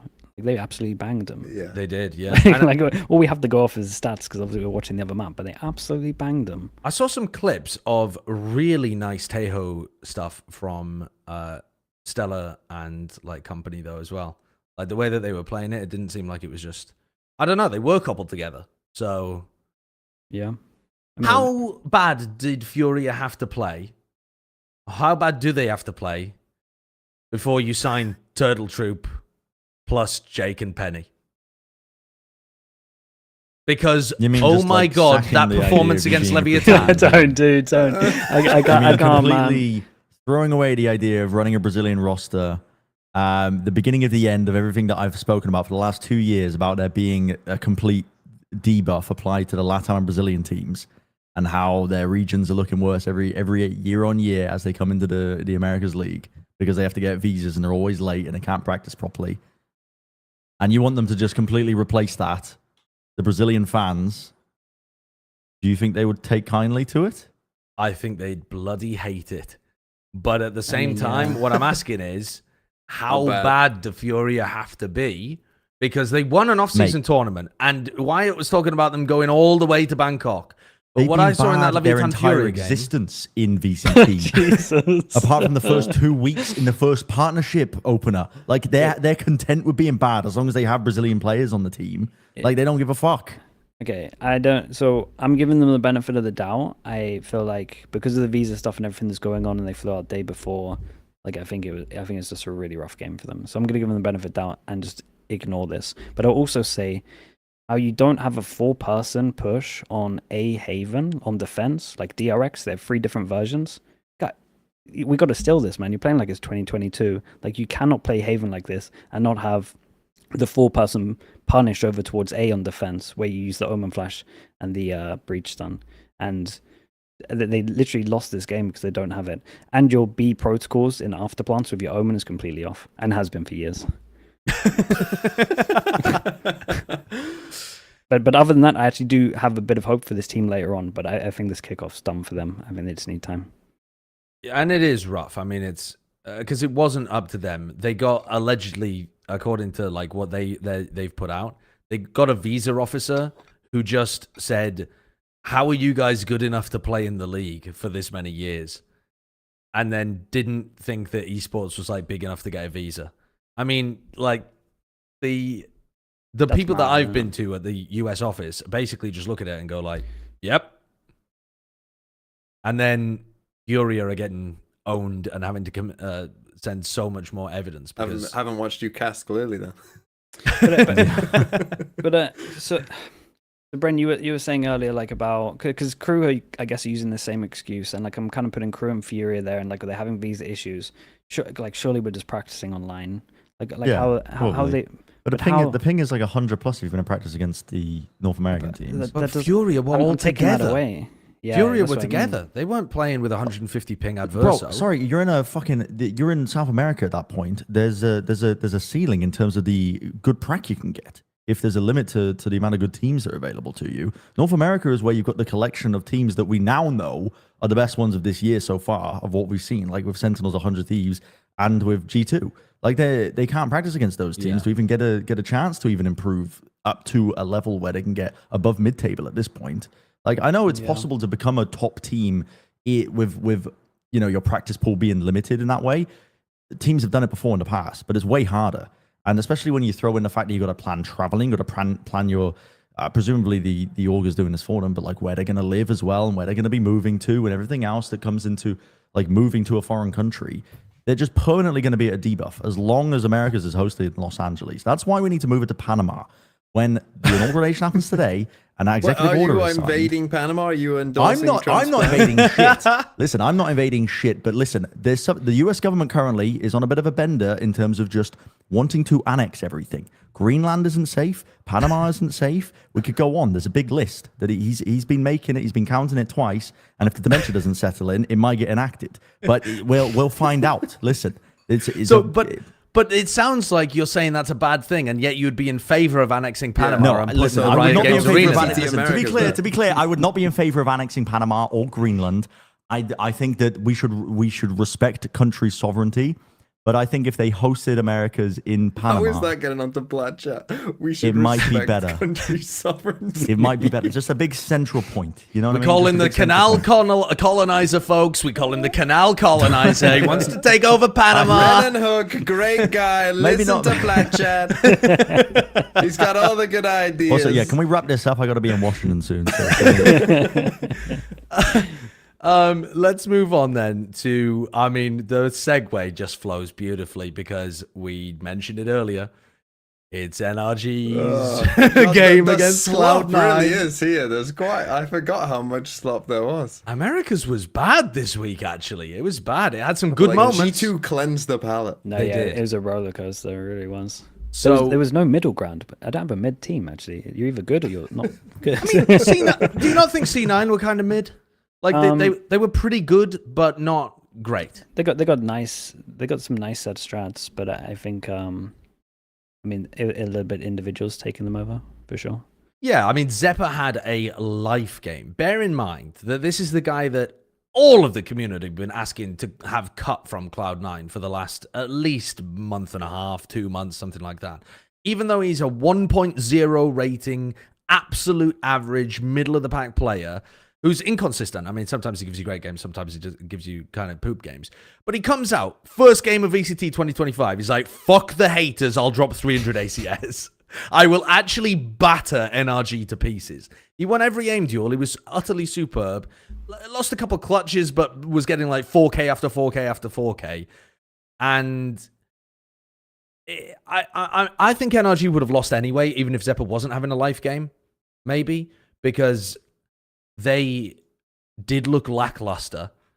But holy shit, if this didn't just tip it over the line. Bro, there's some big issues with NRG. I'm kind of shocked at that as well, because when they brought in Finesse last year to solve their IGLing issue when Ethan had it in his reigns, the one thing that improved at least with that team then was their attack side calling, because Finesse came in and fixed up a lot of it where it didn't look so one-dimensional. It didn't look like actual rank-esque of just we hit this and didn't have any plans if it went wrong, X, Y, Z, whatever. This time, they're like I don't know. Finesse's brain was covered in molasses.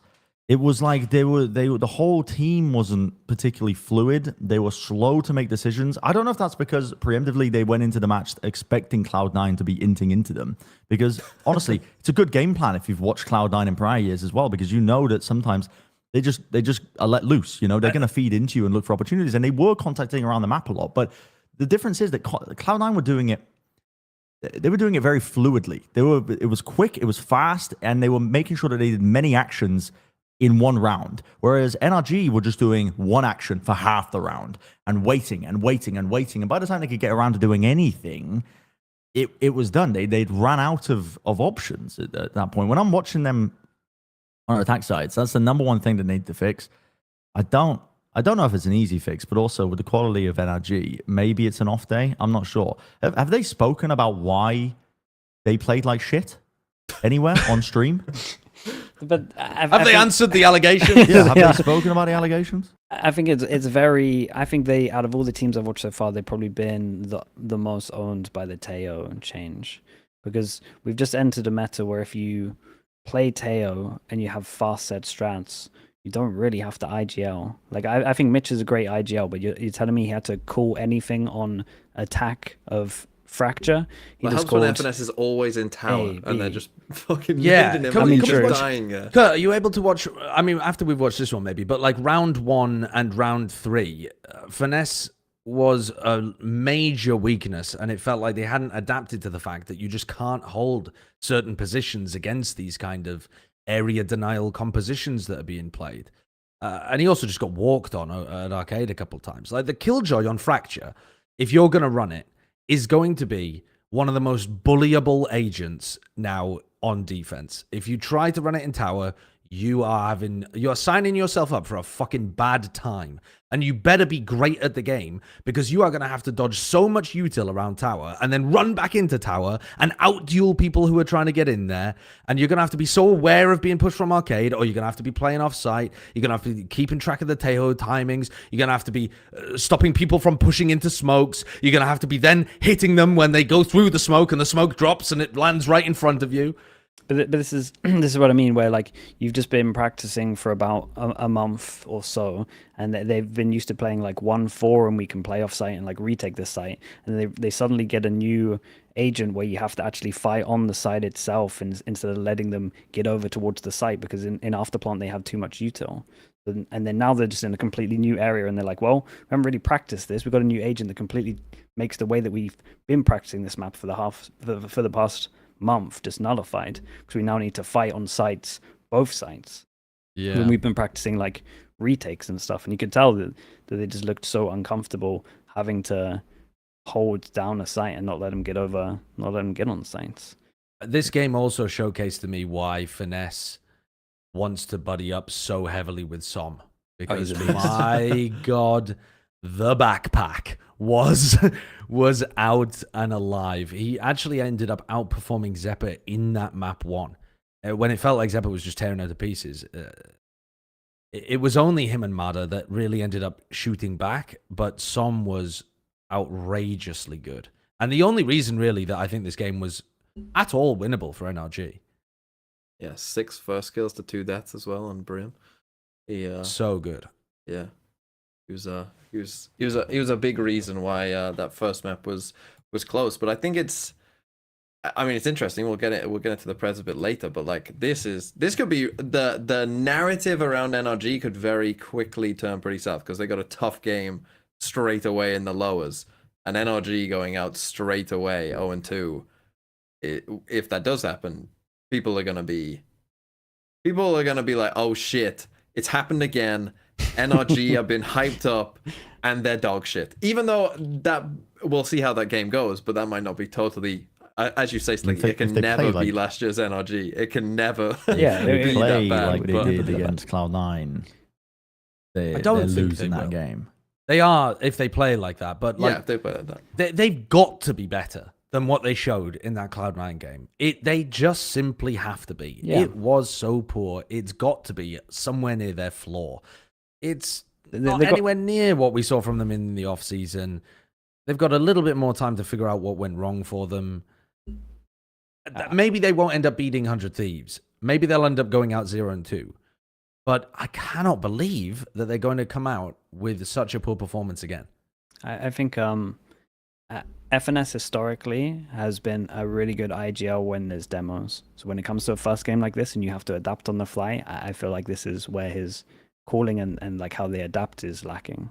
When they have a demo, it's normally incredibly good. So in theory, this should be a lot better. But I think this was a perfect case. They came up against two brand new comps of Tejo that they probably didn't have much practice against, and they're trying to adapt on the fly. And I think historically, they haven't been great at that, or like his teams haven't been great at that. You look at them when they go to tournaments, they always lose the first game. I also want them when they get demos, it looks a lot better. I also want to shoot Finesse and Bale because he was actually hitting shots on the second map. But the first map was bad by his standards even. You know what I mean? Like, the standards are low for Finesse, and he fucking limboed straight under that bar, baby, for map 1. Map 2, though, he was fine. So maybe, maybe they just needed a bit of a settling into the stage kind of thing again on an individual level. Yeah. What do you think about Cloud9, though? So you said that you thought that their like strategic stuff was okay. They obviously, after beating NRG, ended up getting destroyed by G2, basically. But the difference between the teams that they played against could not have been larger. I didn't think they played that bad against G2. I think G2 just looked like... Well, I on my stream, I saw the 4th round on Lotus, so with 4 rounds in, and I already was like, this is the team that wins Bangkok. Like, I was just like, damn, this team is so drilled. I'd seen more good things in those first 4 rounds than any team I'd watch in a best of 3. Yeah. I was just like, I was mind blown with how much good stuff I was seeing within the 4th round, like 4 rounds in, and I'm just like, holy shit. So I think C9 actually didn't look that bad at all. I just think that first time you're going up against some of the stuff that G2 has, you're going to get absolutely slapped around. It was crazy. So I actually think C9 are impressing me. I think they look pretty good. Yeah, I like how active they're getting, to be honest. I don't know. Sign of a good team to me is that they're on the same page with their little ideas that they want to go for. Even if it is just contact, walking with guns out around the map, at least they're doing multiple instances of it in a round to try and hunt for opportunities to get kills and flex on that firepower. The difference is when you go up a team like G2 and they are so prepped, so ready, they have contingencies for everything. Their setups and defaults on defense side of Lotus were sublime, just about the positioning of Jonah P on breach. And he's able to just pivot, fault line, react to anything off of what, the Viper jiggle peeking on B or Jorgamo taking contact as Yoro as well. They were having so many little plays cooked up that it just completely broke a lot of what Cloud9 like to rely on, I think, as a team to try and bail themselves out of tricky spots, which is often, as I said already, just contacting out, guns out. If they're going to be ready for you and they know that's going to be your game plan and they've already thought one step ahead, then at that point it's an uphill battle for Cloud9 when they were just trying to, how do you even adapt to that? This showed to me in that game that there's a very clear tier gap, I would say, currently, where G2 is at the very tippity top, and then you have mid-table teams like Cloud9. I don't really know where I put 100 Thieves or Sen right now, but I mean, at this point, G2 look like the real deal. They look like a team that I would put money easily on them going to Bangkok. Yeah, I think I do agree with you, Sliggy, that Cloud9 look like a top 5 team. But I think that there's a large gap, actually, at the moment, it looks like, between the tippity top, G2, then a step down with 100 Thieves and Sen, or Sen 100 Thieves, I suppose, with Sen winning, and then Lev, it's very difficult, in my opinion, to tell because they played against such a poor opponent, but probably quite similar to Sen 100 Thieves. And then Cloud9, I think, are the fifth team that kind of slot in underneath. Oh, really? See, I would love to see a C9 Lev game. I think maybe that'd be really good. From what I've seen, I think I would back C9. Yeah, but it's just small data, so it's one of those. But I pretty much agree with what you're saying. I think that's the kind of tiers that I would be saying. But I again, loved it's just so what early. Leaf was doing. Holy shit, let me glaze this guy This a bit movement more. is sick, isn't Holy it? fuck. It's so nice. I mean, I didn't realize you could do this. Didn't Yeah. realize you could get there faster than They stole it from a anybody Chinese else? team. Right. Or maybe it's something that's like popular and ranked. I'm not entirely sure. But a Chinese team did it like a week ago, and I was like, damn, that's really, really sick. Dude, they bought out the chamber, man. You2 bought out the chamber. It's so sick. And they were punishing over towards middle because they played double smokes comps. Can we talk about G2? I really want to talk about G2. Yeah. They did, like, some of the stuff they're doing is just so impressive. Like, it really is. Like, they play the chamber, and their first thing is to punish over towards middle because they have double smokes, and everyone does Astra, Omen, double smokes, and they're just holding that angle the whole time. Leaf is just so good. And then even on attack, they didn't even have to use the op that much. And every time there's pressure, he's just feeling so confident that he's just taking space on sites and then calling them back. And then we're min-maxing so much. Even in the pistol, you take a bit of damage and they're jumping off the map to get an extra orb. Yeah. I'm just like, holy shit. They're at the level where they're focusing on min-maxing, and we're in kickoff. Do you know how crazy that is? Did you hear what Leaf said in the interview afterwards? He was like, yeah, we just get along because we're all kind of brain dead. I was like, are you fucking stupid? What are you talking about? You're brain dead. You're like one of the most intelligent teams that's out there. You're min-maxing every tiny little thing. You watch Leaf's read on the game when he's on defense. It's like he's playing with walls on. He knows exactly the timings that you can take to go forwards, and he's gobbling up space. The communication must be phenomenal with the rest of his team because they're telling him what happens on the other side of the map and the info that they're hearing and the players that they see over there or hear over there. And he just takes so much room for them on the other side to the point where he's constantly behind people or in an unexpected spot or just getting information a little further forwards that helps G2 get the rotate off. It's wonderful. And I think that from looking at this, the extra danger of Jorgamo at the front is going to allow Leaf even more space to shine on that role, where you have like the Kang Chi-Chu kind of dynamic going on.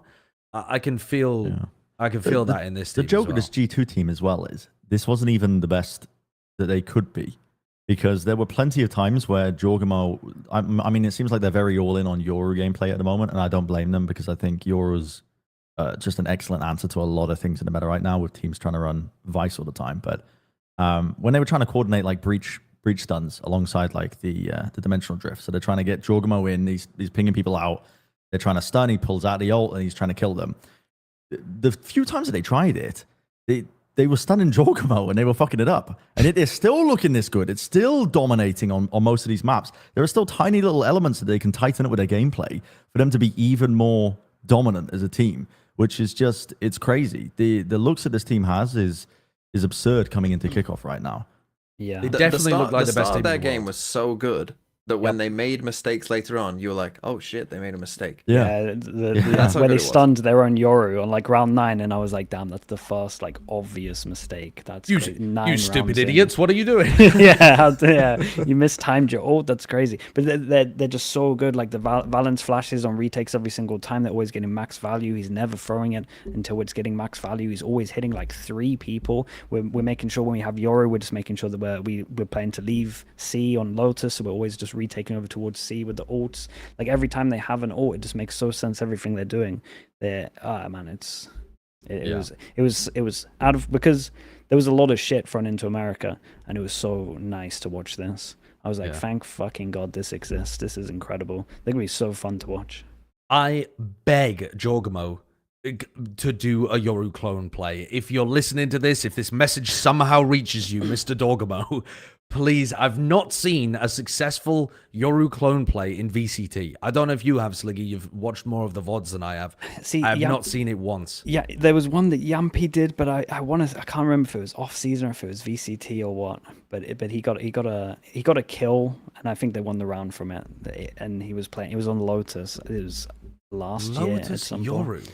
What on earth Yeah. were they cooking then? A That- few years back. I remember it, and it might have been off season. It could have been off season BBL. I can't remember, but I remember watching it being like that. But I think dude, there was a play where there was someone isolated back as C, and he did the fake clone, and the guy watched the fake clone, and he was like, "Actually, it's Jorgamo. I'm gonna shoot this, like, just in case." And I was like, "Oh man, like he's gonna bring this out at one point." Because people know he's the kind of guy to do it. He's the kind of guy to do it, and G2 are so good that they'll be 10-1 up, and it won't matter. Yeah, exactly. So I'm waiting for it. He could get the clip of 2025 already. Let's move on to the next game, though. Let's talk 100 Thieves Sentinels. This was definitely the best game of America's, I think. It had it all. I mean, it's the clout match, the one that Finesse and Some were hyping up when they were co-streaming the whole time. But we also came off the back of 100 Thieves looking really strong in their overwhelming victory over MIBR. They absolutely wrecked them, just playing super high tempo. And then quite a few people then hopped on the 100 Thieves hype train to win this game against Sen. And it went very badly for Sentinels via the scoreline on Split. But I don't think they played that badly on Split. I think it's just that 100 Thieves were cooking on this map. Yeah, we were talking about this when we were watching the game, but they were cooking. This was a classic 100 Thieves game. They also got the Asana bullshit round on the rope. Yeah, that was insanity. It's always him.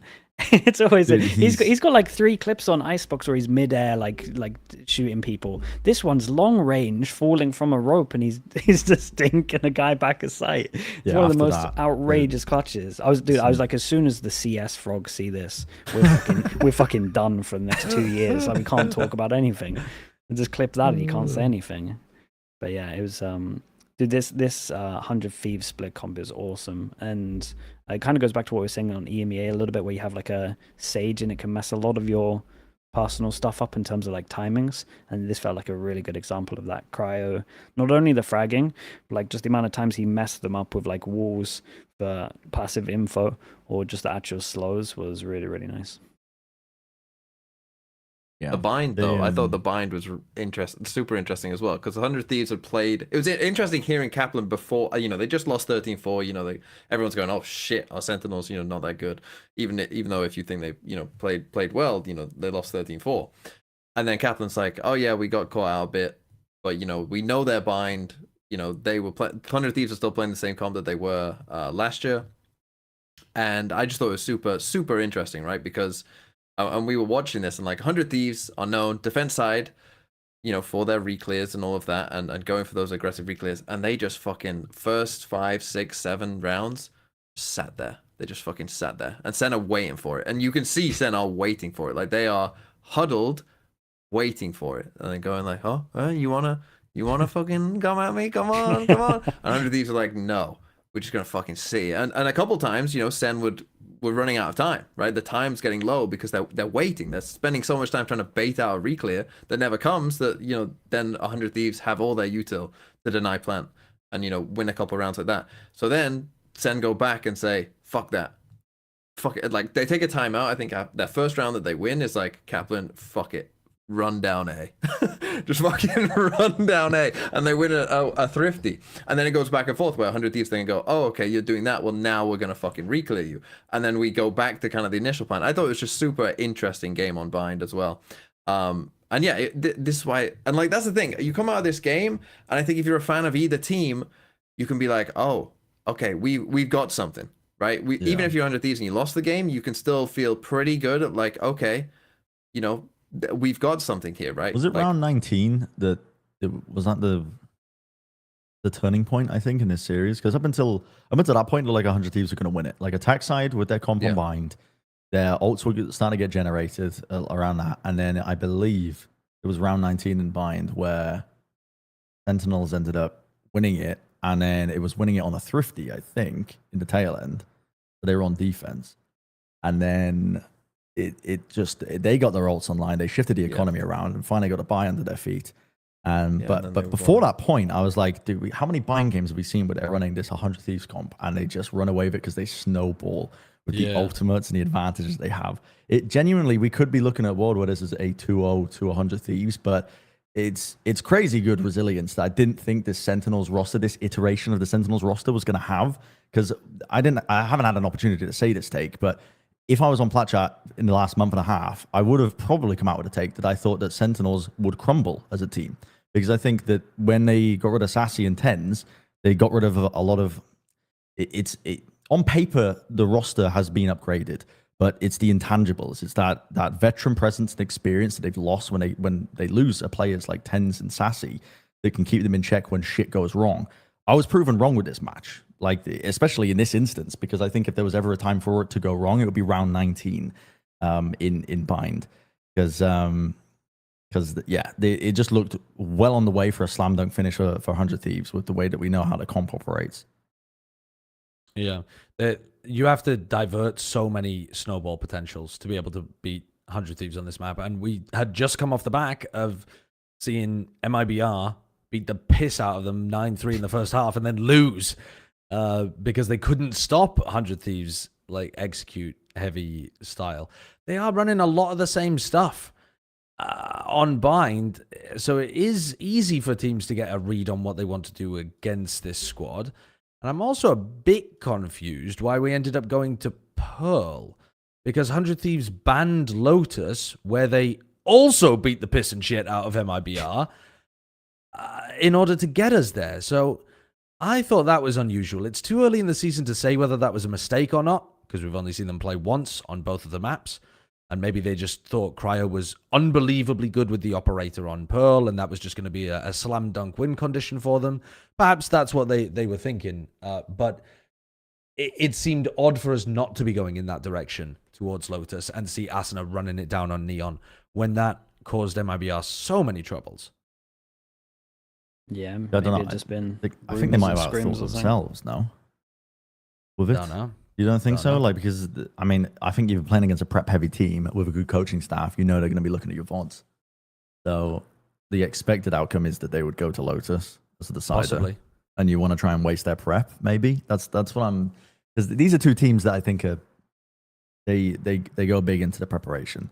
They go big into They're definitely watching capable VODs. of that. Yeah. Yeah, and that's what they trend towards typically. But they shot themselves in the foot because they didn't show anything interesting with Pearl.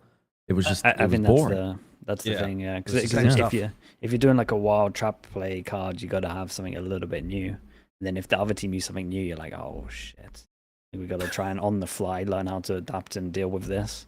Like, And it if was that is what was happened- different. It Oh, was it was really really different from different. Sentinels. Yeah, And it was awesome. What I've enjoyed watching with Sentinels is that my big question for them heading into the season was, are they going to be able to perform well with Narrate playing Sentinel and John playing Initiator? You know, because when I was looking at them in the offseason, I was looking at John playing like, I think he was playing mostly like Fade stuff, that kind of thing. And I was like, well, it's not looking great, honestly. He'll probably get there. It'll take him a little while for him to get back up to scratch. But you know, it'll look okay. And then Narrate was the same kind of thing. It's like, okay, I know he's a great player. He's a fantastic gamer. He doesn't look comfortable on it at the moment, but he'll probably get there. And then you come into the season, they're not playing that one time. Not one time. They didn't play a hard Sentinel on Split. They didn't play a hard Sentinel on Bind. And they didn't play a hard Sentinel on Pearl either. They were playing double Initiator and double Smoke stuff. Pretty much they played the Vice on Pearl, right? But it's Zelsis playing it, not John or Narrate. And apart from that, they're pretty much playing the double Smokes, double Initiator stuff, which I think is proving to be really valid. There's plenty of people who are playing Sentinel-less comps right now on a range of maps. On Lotus, for example, as well, copying EDG's double Smoke, double Initiator comp. And they're getting good success out of it. That's the thing that's impressive as well. Because when you're like, we spoke about this on another podcast, like another episode, how if you're a top team at the moment, it's like relatively hard to, because you're expected to win. So if you take like a big risk like this, if it backfires, people are just flaming you, because people love jumping on like it's because they had this comp, this is why they lost. So to go and pretty well, from what we can see, 3 out of 3 maps to just force the Tejo because you have so much belief that is like broken. I think that's so sick to see. And again, I don't think overall you got other teams that looked better on certain maps, But to be this consistent on every single map in such a short amount of time and be throwing stuff in there like the Vice as well. Like they wedged the Tejo into every single map and it looked good. That's cool. Dude, This might even be on the future comp as well, though. no, I didn't mean yeah. to interrupt because No, you're kind of right. There's the Vice is getting a lot of play at the moment. it's the Tejo. I think it's Tejo's ability to break every other Sentinel setup other than Vices as well, though. And then the Yoru gives you answers to if they run Vice instead of like Killjoy Cypher. It's like it just gives you options for all of that, and still gives you gap close, and still gives you ways to play the rounds with good util. So I think what Senna running is like is a comp we'll probably see a lot of this year. That's my expectation, at least. Yeah, I just have a lot of respect for being a team that has probably one of the biggest followings and taking such a risk and managing to pull it off. I think it's awesome. They did. Well, let's get into the predictions then, shall we? For the games that are coming up. So we've got all of our lower round 1 games here for Americas. Last week's American Match of the Week was 100 Thieves versus MIBR. And actually, we didn't really touch on MIBR, if we want to give that a quick shout. Yeah, we got because MIBR and EG, right? I guess we didn't talk about. Yeah. Okay. So 60% of the viewers picked 100 Thieves to win. Well done, little Timmies. Good job, you did Timmy. Yeah, you did great. The viewer predictions are set at 2-1 here. I think I went with MIBR for this one. I can't remember exactly, but I remember predicting them for something. Yeah. I was lone wolfing a lot of these games in America, because I think that was one of them. Pat myself on the back here. Looking at, they got ran over, completely and utterly battered and run over.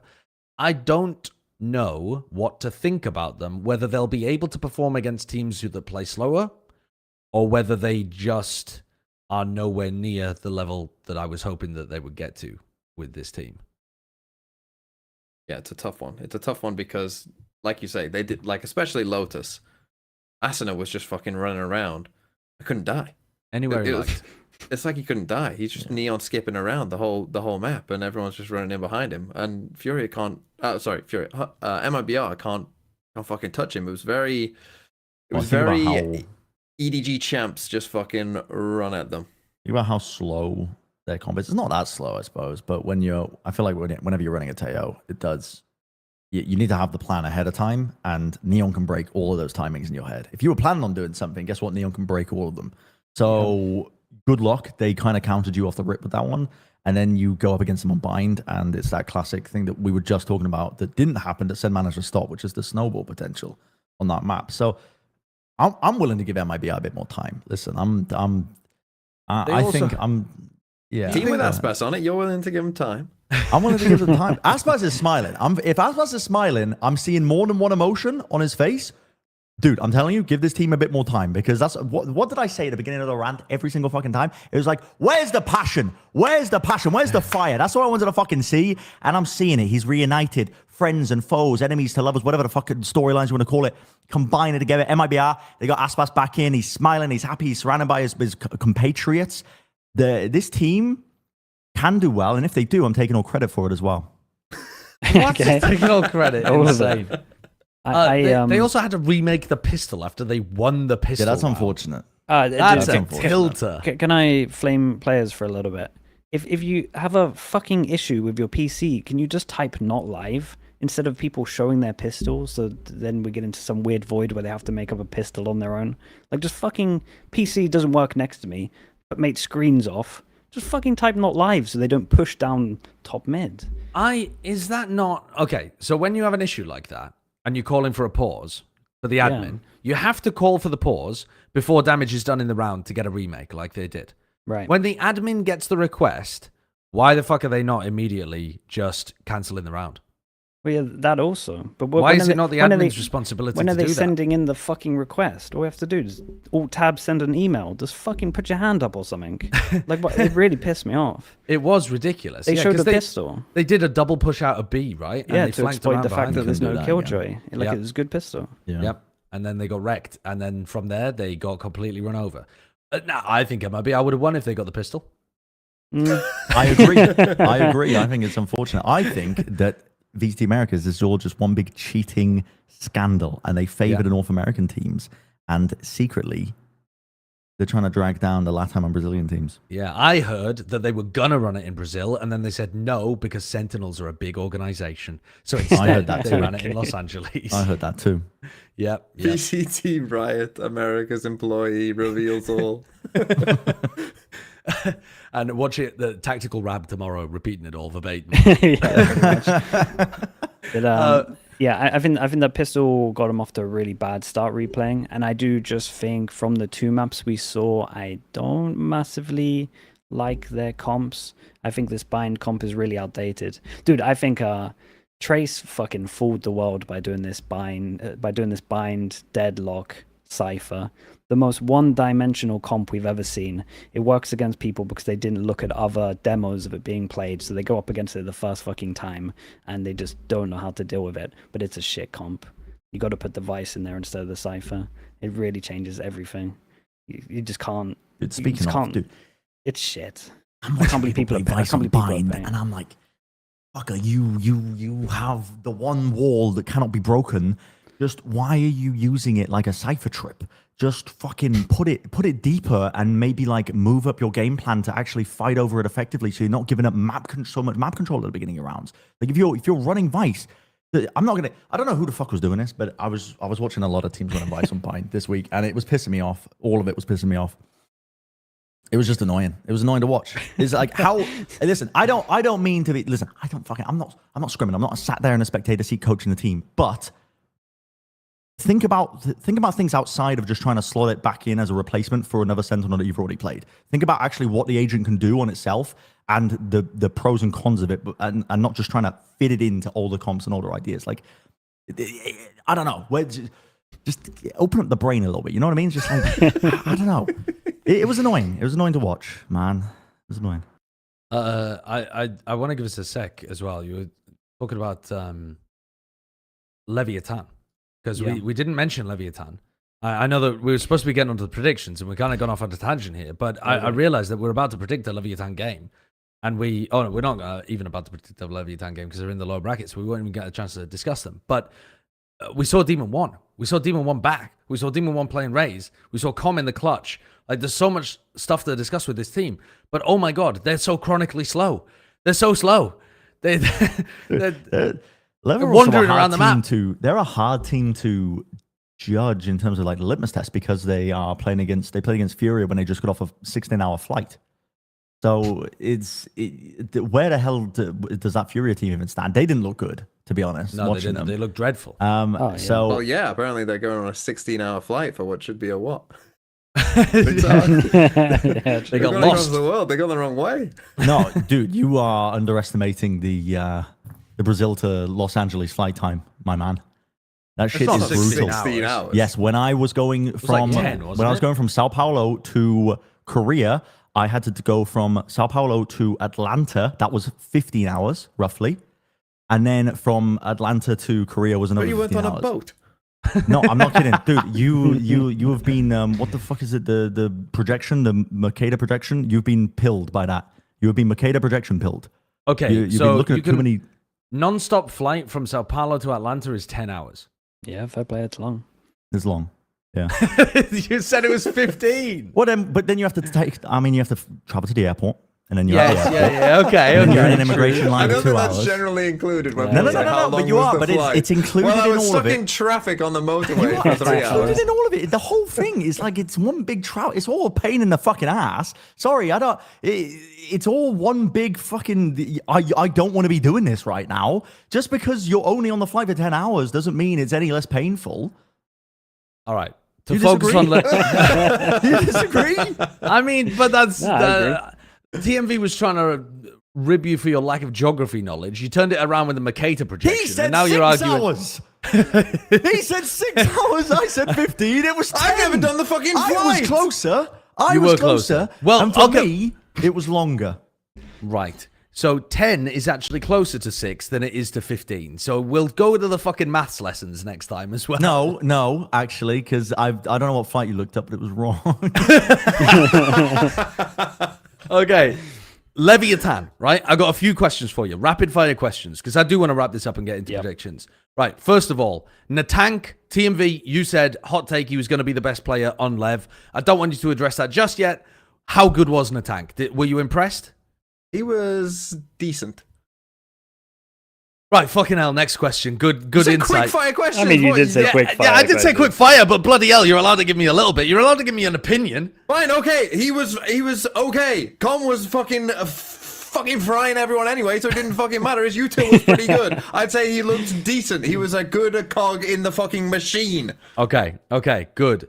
And Demon 1, Sliggy, what's your opinion on the Demon 1 duelist in general? I think it was good. I think he was entering. I think he was actually doing like what solo duelists have to do, and it wasn't dumb. He's always going in when it's most likely. It reminded me a little bit of Aspas, to be honest, how he's doing it. It was always methodical. So funny. It wasn't the level. But it was like, I know I'm very safe doing this one. Somebody said in my chat earlier on, and I think it's the perfect way of summing it up, Demon 1 plays duelist how Bren describes Aspas playing duelist. Which is that he's very slow, very cautious. Very... Aspas was on the team. And he's just, dude, when I saw, there was a moment on Split where Com took the fight in B main and died and Demon 1 traded him out. I'm like, what's going on here? Your Viper player is taking contact. And you're, I mean, at least he gets the trade, I suppose. But yeah, it's very, He's roaming with the pack and trading out with the... I watched him on Split when he was playing Raze. And, on Jet, he's like going in and doing Jet things. And he didn't have very much success at the beginning of it. His rating's really poor on VLR.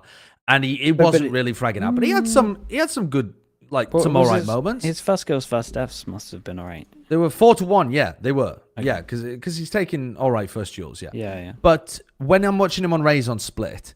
I think he could be accomplishing what he's doing on Raze on basically any other agent in the game. I don't think there's anything to do with his Raze. He satcheled a few times. He used his boombot a few times. But what he's doing is not functionally attached to the agent. He's not gap closing very frequently. He's not putting a ton of pressure onto people with his nade and then closing them down. He's not finding these opportunities to play like a duelist with a ton of stuff. They're walking around the map. Sometimes quite contacty, sometimes with some util, and they're trading out as a pack together. So at that point,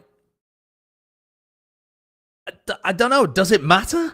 If that's their style, if they're playing that style for Demon 1.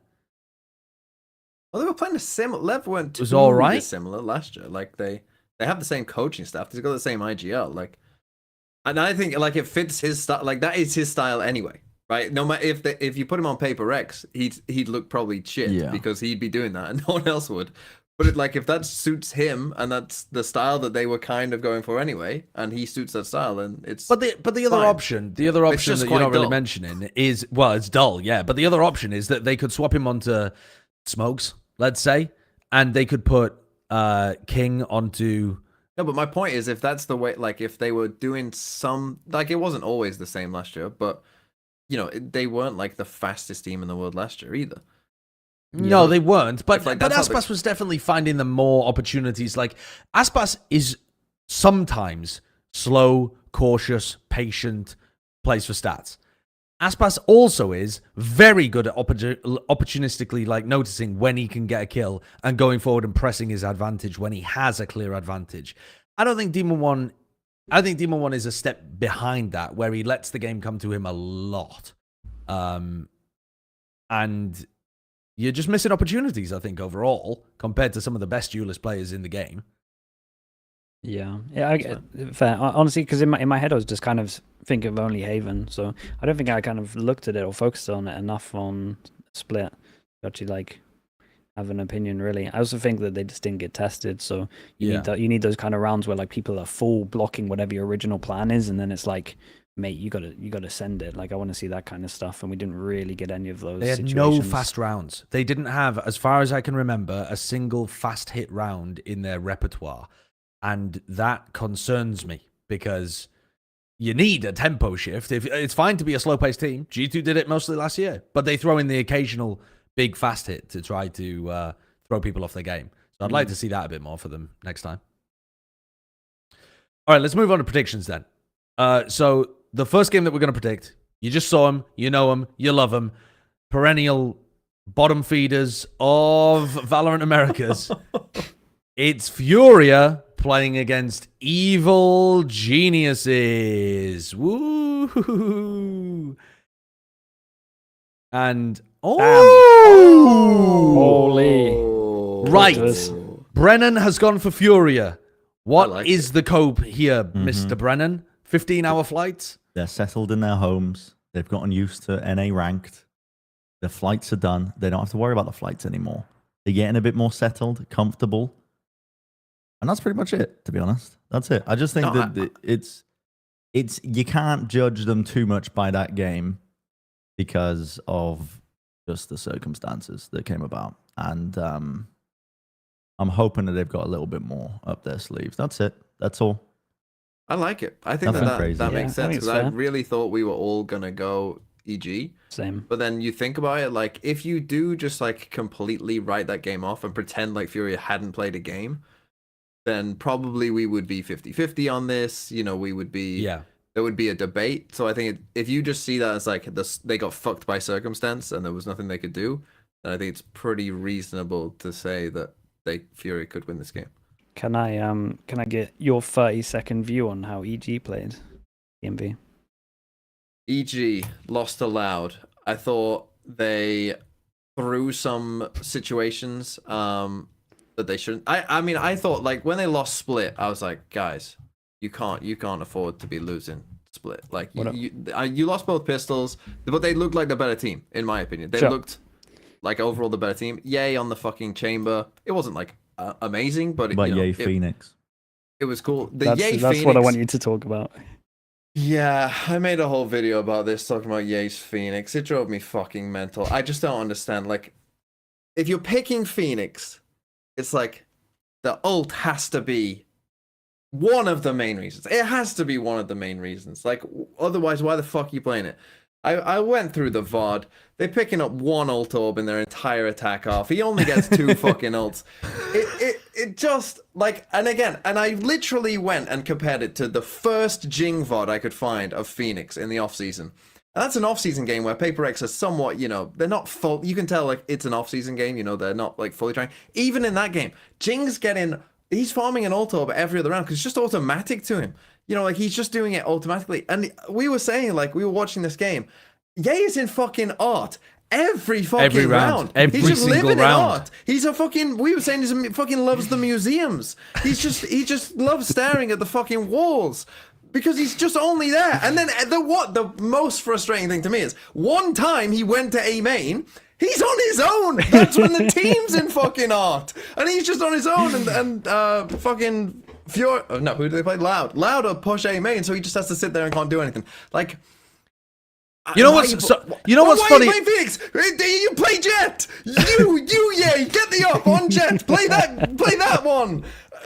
And like at one point he ults on B main and he ults and he goes down and he's in the same duel and he's ahead of the team and he's rifling. He's in the same duel. Pow pow pow pow pow pow. And the other guy's strafing and he ends up dying. And yeah, he's like, oh shucks, lost me fucking ult. Didn't do anything with that one again. What's so funny about this is as well, people are going to blame Ye when that is entirely on Potter. That is so on Potter. Potter's crafted an attack default where the fucking Phoenix starts top mid every single round and then pass towards Arth. That's a mental attack side default for your coach to craft. That's absolutely bonkers. Yeah. Like, sometimes, if he was doing that, that's fine. And maybe Potter crafted multiple attack side defaults, and they forgot them. I don't know. That does happen. It does happen, but like, man, that's rough. There's one where he's in art. The Vice throws a lineup for a main, like, from, like, just outside, like, you know, as you're going into mid, from that side on A. Then the Vice joins the team on A. why can't the Vice start there, throw the lineup, and then just go to Art? Why? And Ye's just sitting. Ah! It's so funny. TMV was so excited at the beginning. He's like, over under 4 ults a half. He's like 3.5 ults a half. Over under. I was like, I'm taking the fucking under on that one. They're not getting bloody 4 ults a half. Gets to the end of it, and he's like, they are 2 ults. No, it was painful to watch. And I just, if this is the only chamber they run, and it's on the worst chamber map out of the 7, I'm gonna lose my mind. Split is the worst chamber map out of all the maps. I can't believe they run it on it. But I think they did cool stuff. But dude, if you're gonna run it on Split, let me see it on the other 6 maps. At least Pearl. It's insane on Pearl. I didn't think that Ye looked like he was good enough to justify forcing it on every map. Well, give him some time. Yeah, and okay, that's reasonable. But like old Ye, if he was playing like he was, back in the day, holy shit, force it everywhere. It's absolutely unbelievable. Sure. But the more of the I feel like the Potter teams have generally tried to find like really cool util combos or like meta variations, that kind of thing, which I would be more leaning in that direction than trying to get Ye on chamber because his form is good, but not world beating currently by the look of it. Yeah, I think that kind of stuff you're talking about comes a lot down to how much that old team used to set him up, though. Because if you looked at how they played their defense for sure, which is where you're probably going to thrive the most, like he was in charge of holding over towards middle where they had the one-way kind of ish Viper smoke on B. So he was they were dealing with it. Was he just holds middle, but he's got no util to set himself up. It's just him doing individual fragging. So if you actually had getting him to positions like B main, we're actually mixing it up. He was non-stop over towards middle. That was pretty much the only default they were running. So I think the fact that he fragged that heavy and he's just solo holding over towards middle is still pretty impressive. You actually put some forward into that, set him up, I think he's going to look great. That's all right. right. Set.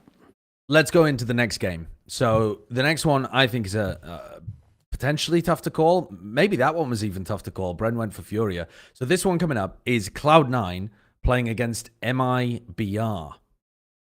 And I'm... Thank God for that. Right. Okay, so for any audio listeners, I'm the sole person that's gone with MIBR. The rest of the pack going for Cloud9. And I did go back and forth on this quite a bit. And what I ended up going with was that I think that MIBR are going to play better when they're up against a slightly slower paced team. Now, Cloud9 are also quite disrespectful. Like they will push you and Oxy will fight you, but it's not Asuna diving at your face and being followed up by huge waves of utility and the discipline that we saw from 100 Thieves in their game against MIBR on they're not running at you, they're especially. walking at you. Right, yeah. They are trying to take timings. They will be trying to push MIBR over and over. But I think that's going to open up that just small tempo downshift. I'm hoping is going to open up players like Aspas, Cortesia to have more of the impact that we were hoping to get from them at the beginning. It's a bit of a hopium punt because I do think Cloud9 have looked like the better team so far. But I went for the punt. I think it's a reasonable punt though. Like, do I absolutely trust Cloud9 to play a good to the top level that they need to here? Like, no, I could see Cloud9 being a kind of up and down team, game to game. Sometimes you get good Cloud9, sometimes you get kind of, pretty bad Cloud9. And, they're a bit like that, I think, just, or have been at least. They have been like that, right, with this kind of team. So, yeah, I don't think it's unreasonable. And I think, as you say, there's probably some nerves there for some of the other MIBR players as well, right? Some of the newer guys.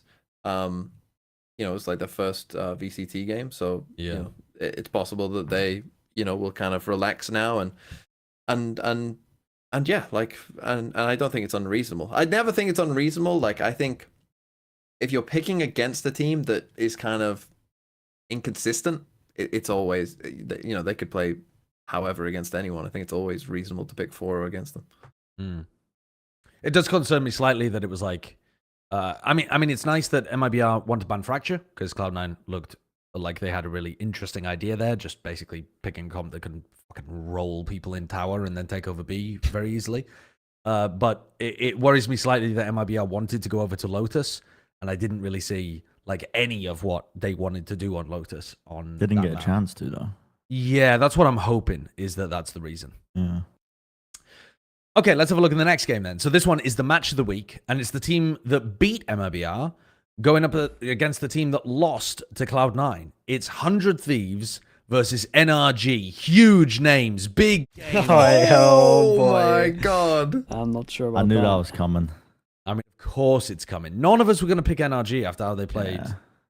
But we probably, one of us should. Yeah, I wouldn't be surprised to see NRG turn it around. I wouldn't be surprised, but but I don't think they will. I think even if NRG do turn it around, I think it's not going to be enough to be able to beat 100 Thieves across 3 maps from what we've seen of 100 Thieves so far. I thought it was good from 100 Thieves. Yeah, that's my issue as well. I think map-wise as well, I think their fracture split is going to be incredible. So you're going to play one of them, maybe even 2 of them. But I don't know. I kind of believe, I was hoping someone would go for NRG. Switch me. I'm not having this as a really? I'm not having, yeah, switch me, man. It's you lot took the hit on FURIA and MIBR. I'll take this one. I think this is like a 50-50. They can look better than this.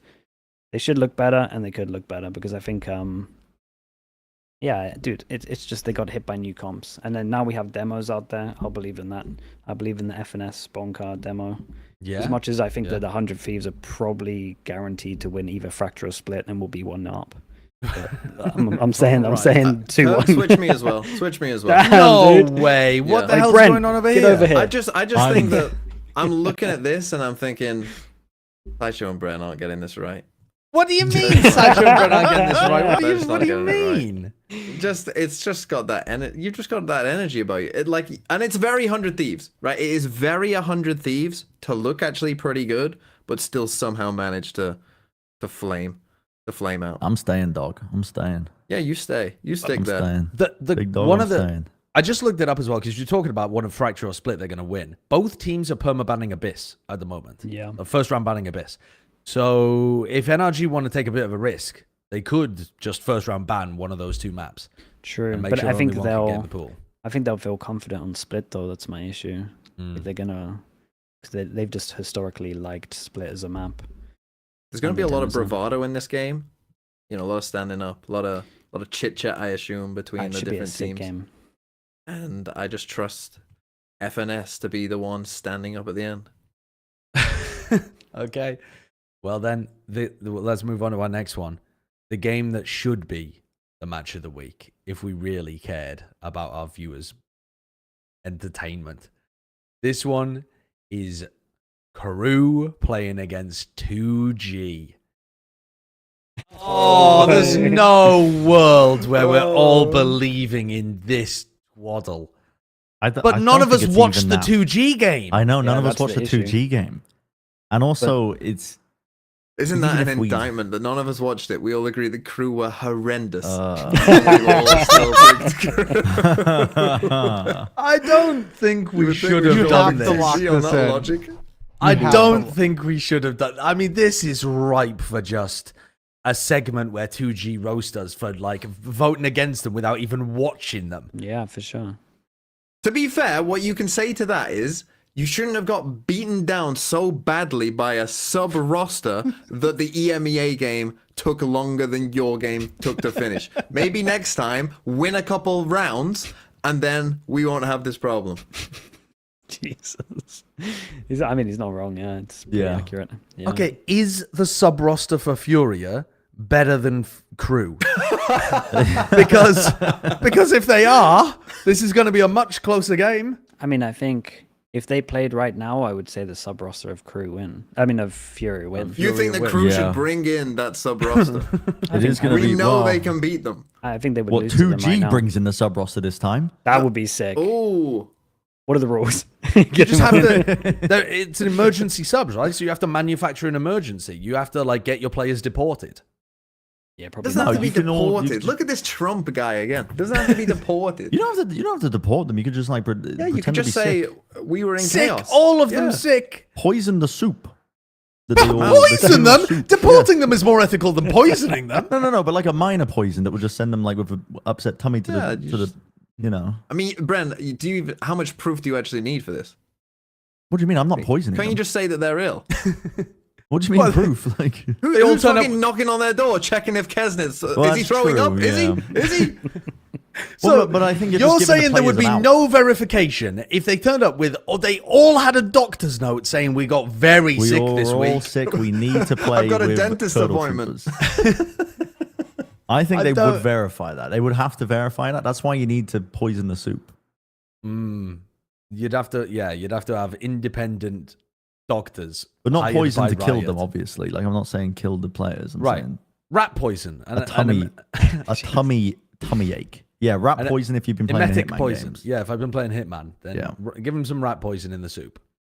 Don't do that. It's not good. It's a blood thinner, and it might cause stroke. Don't use rat poison. It doesn't make people sick. It's like warfarin. All right. Well, I think that does it for us today. Next week, I'd like to do a bit of like almost like a power ranking kind of thing of just gut check of all of the teams now that once we've seen them all.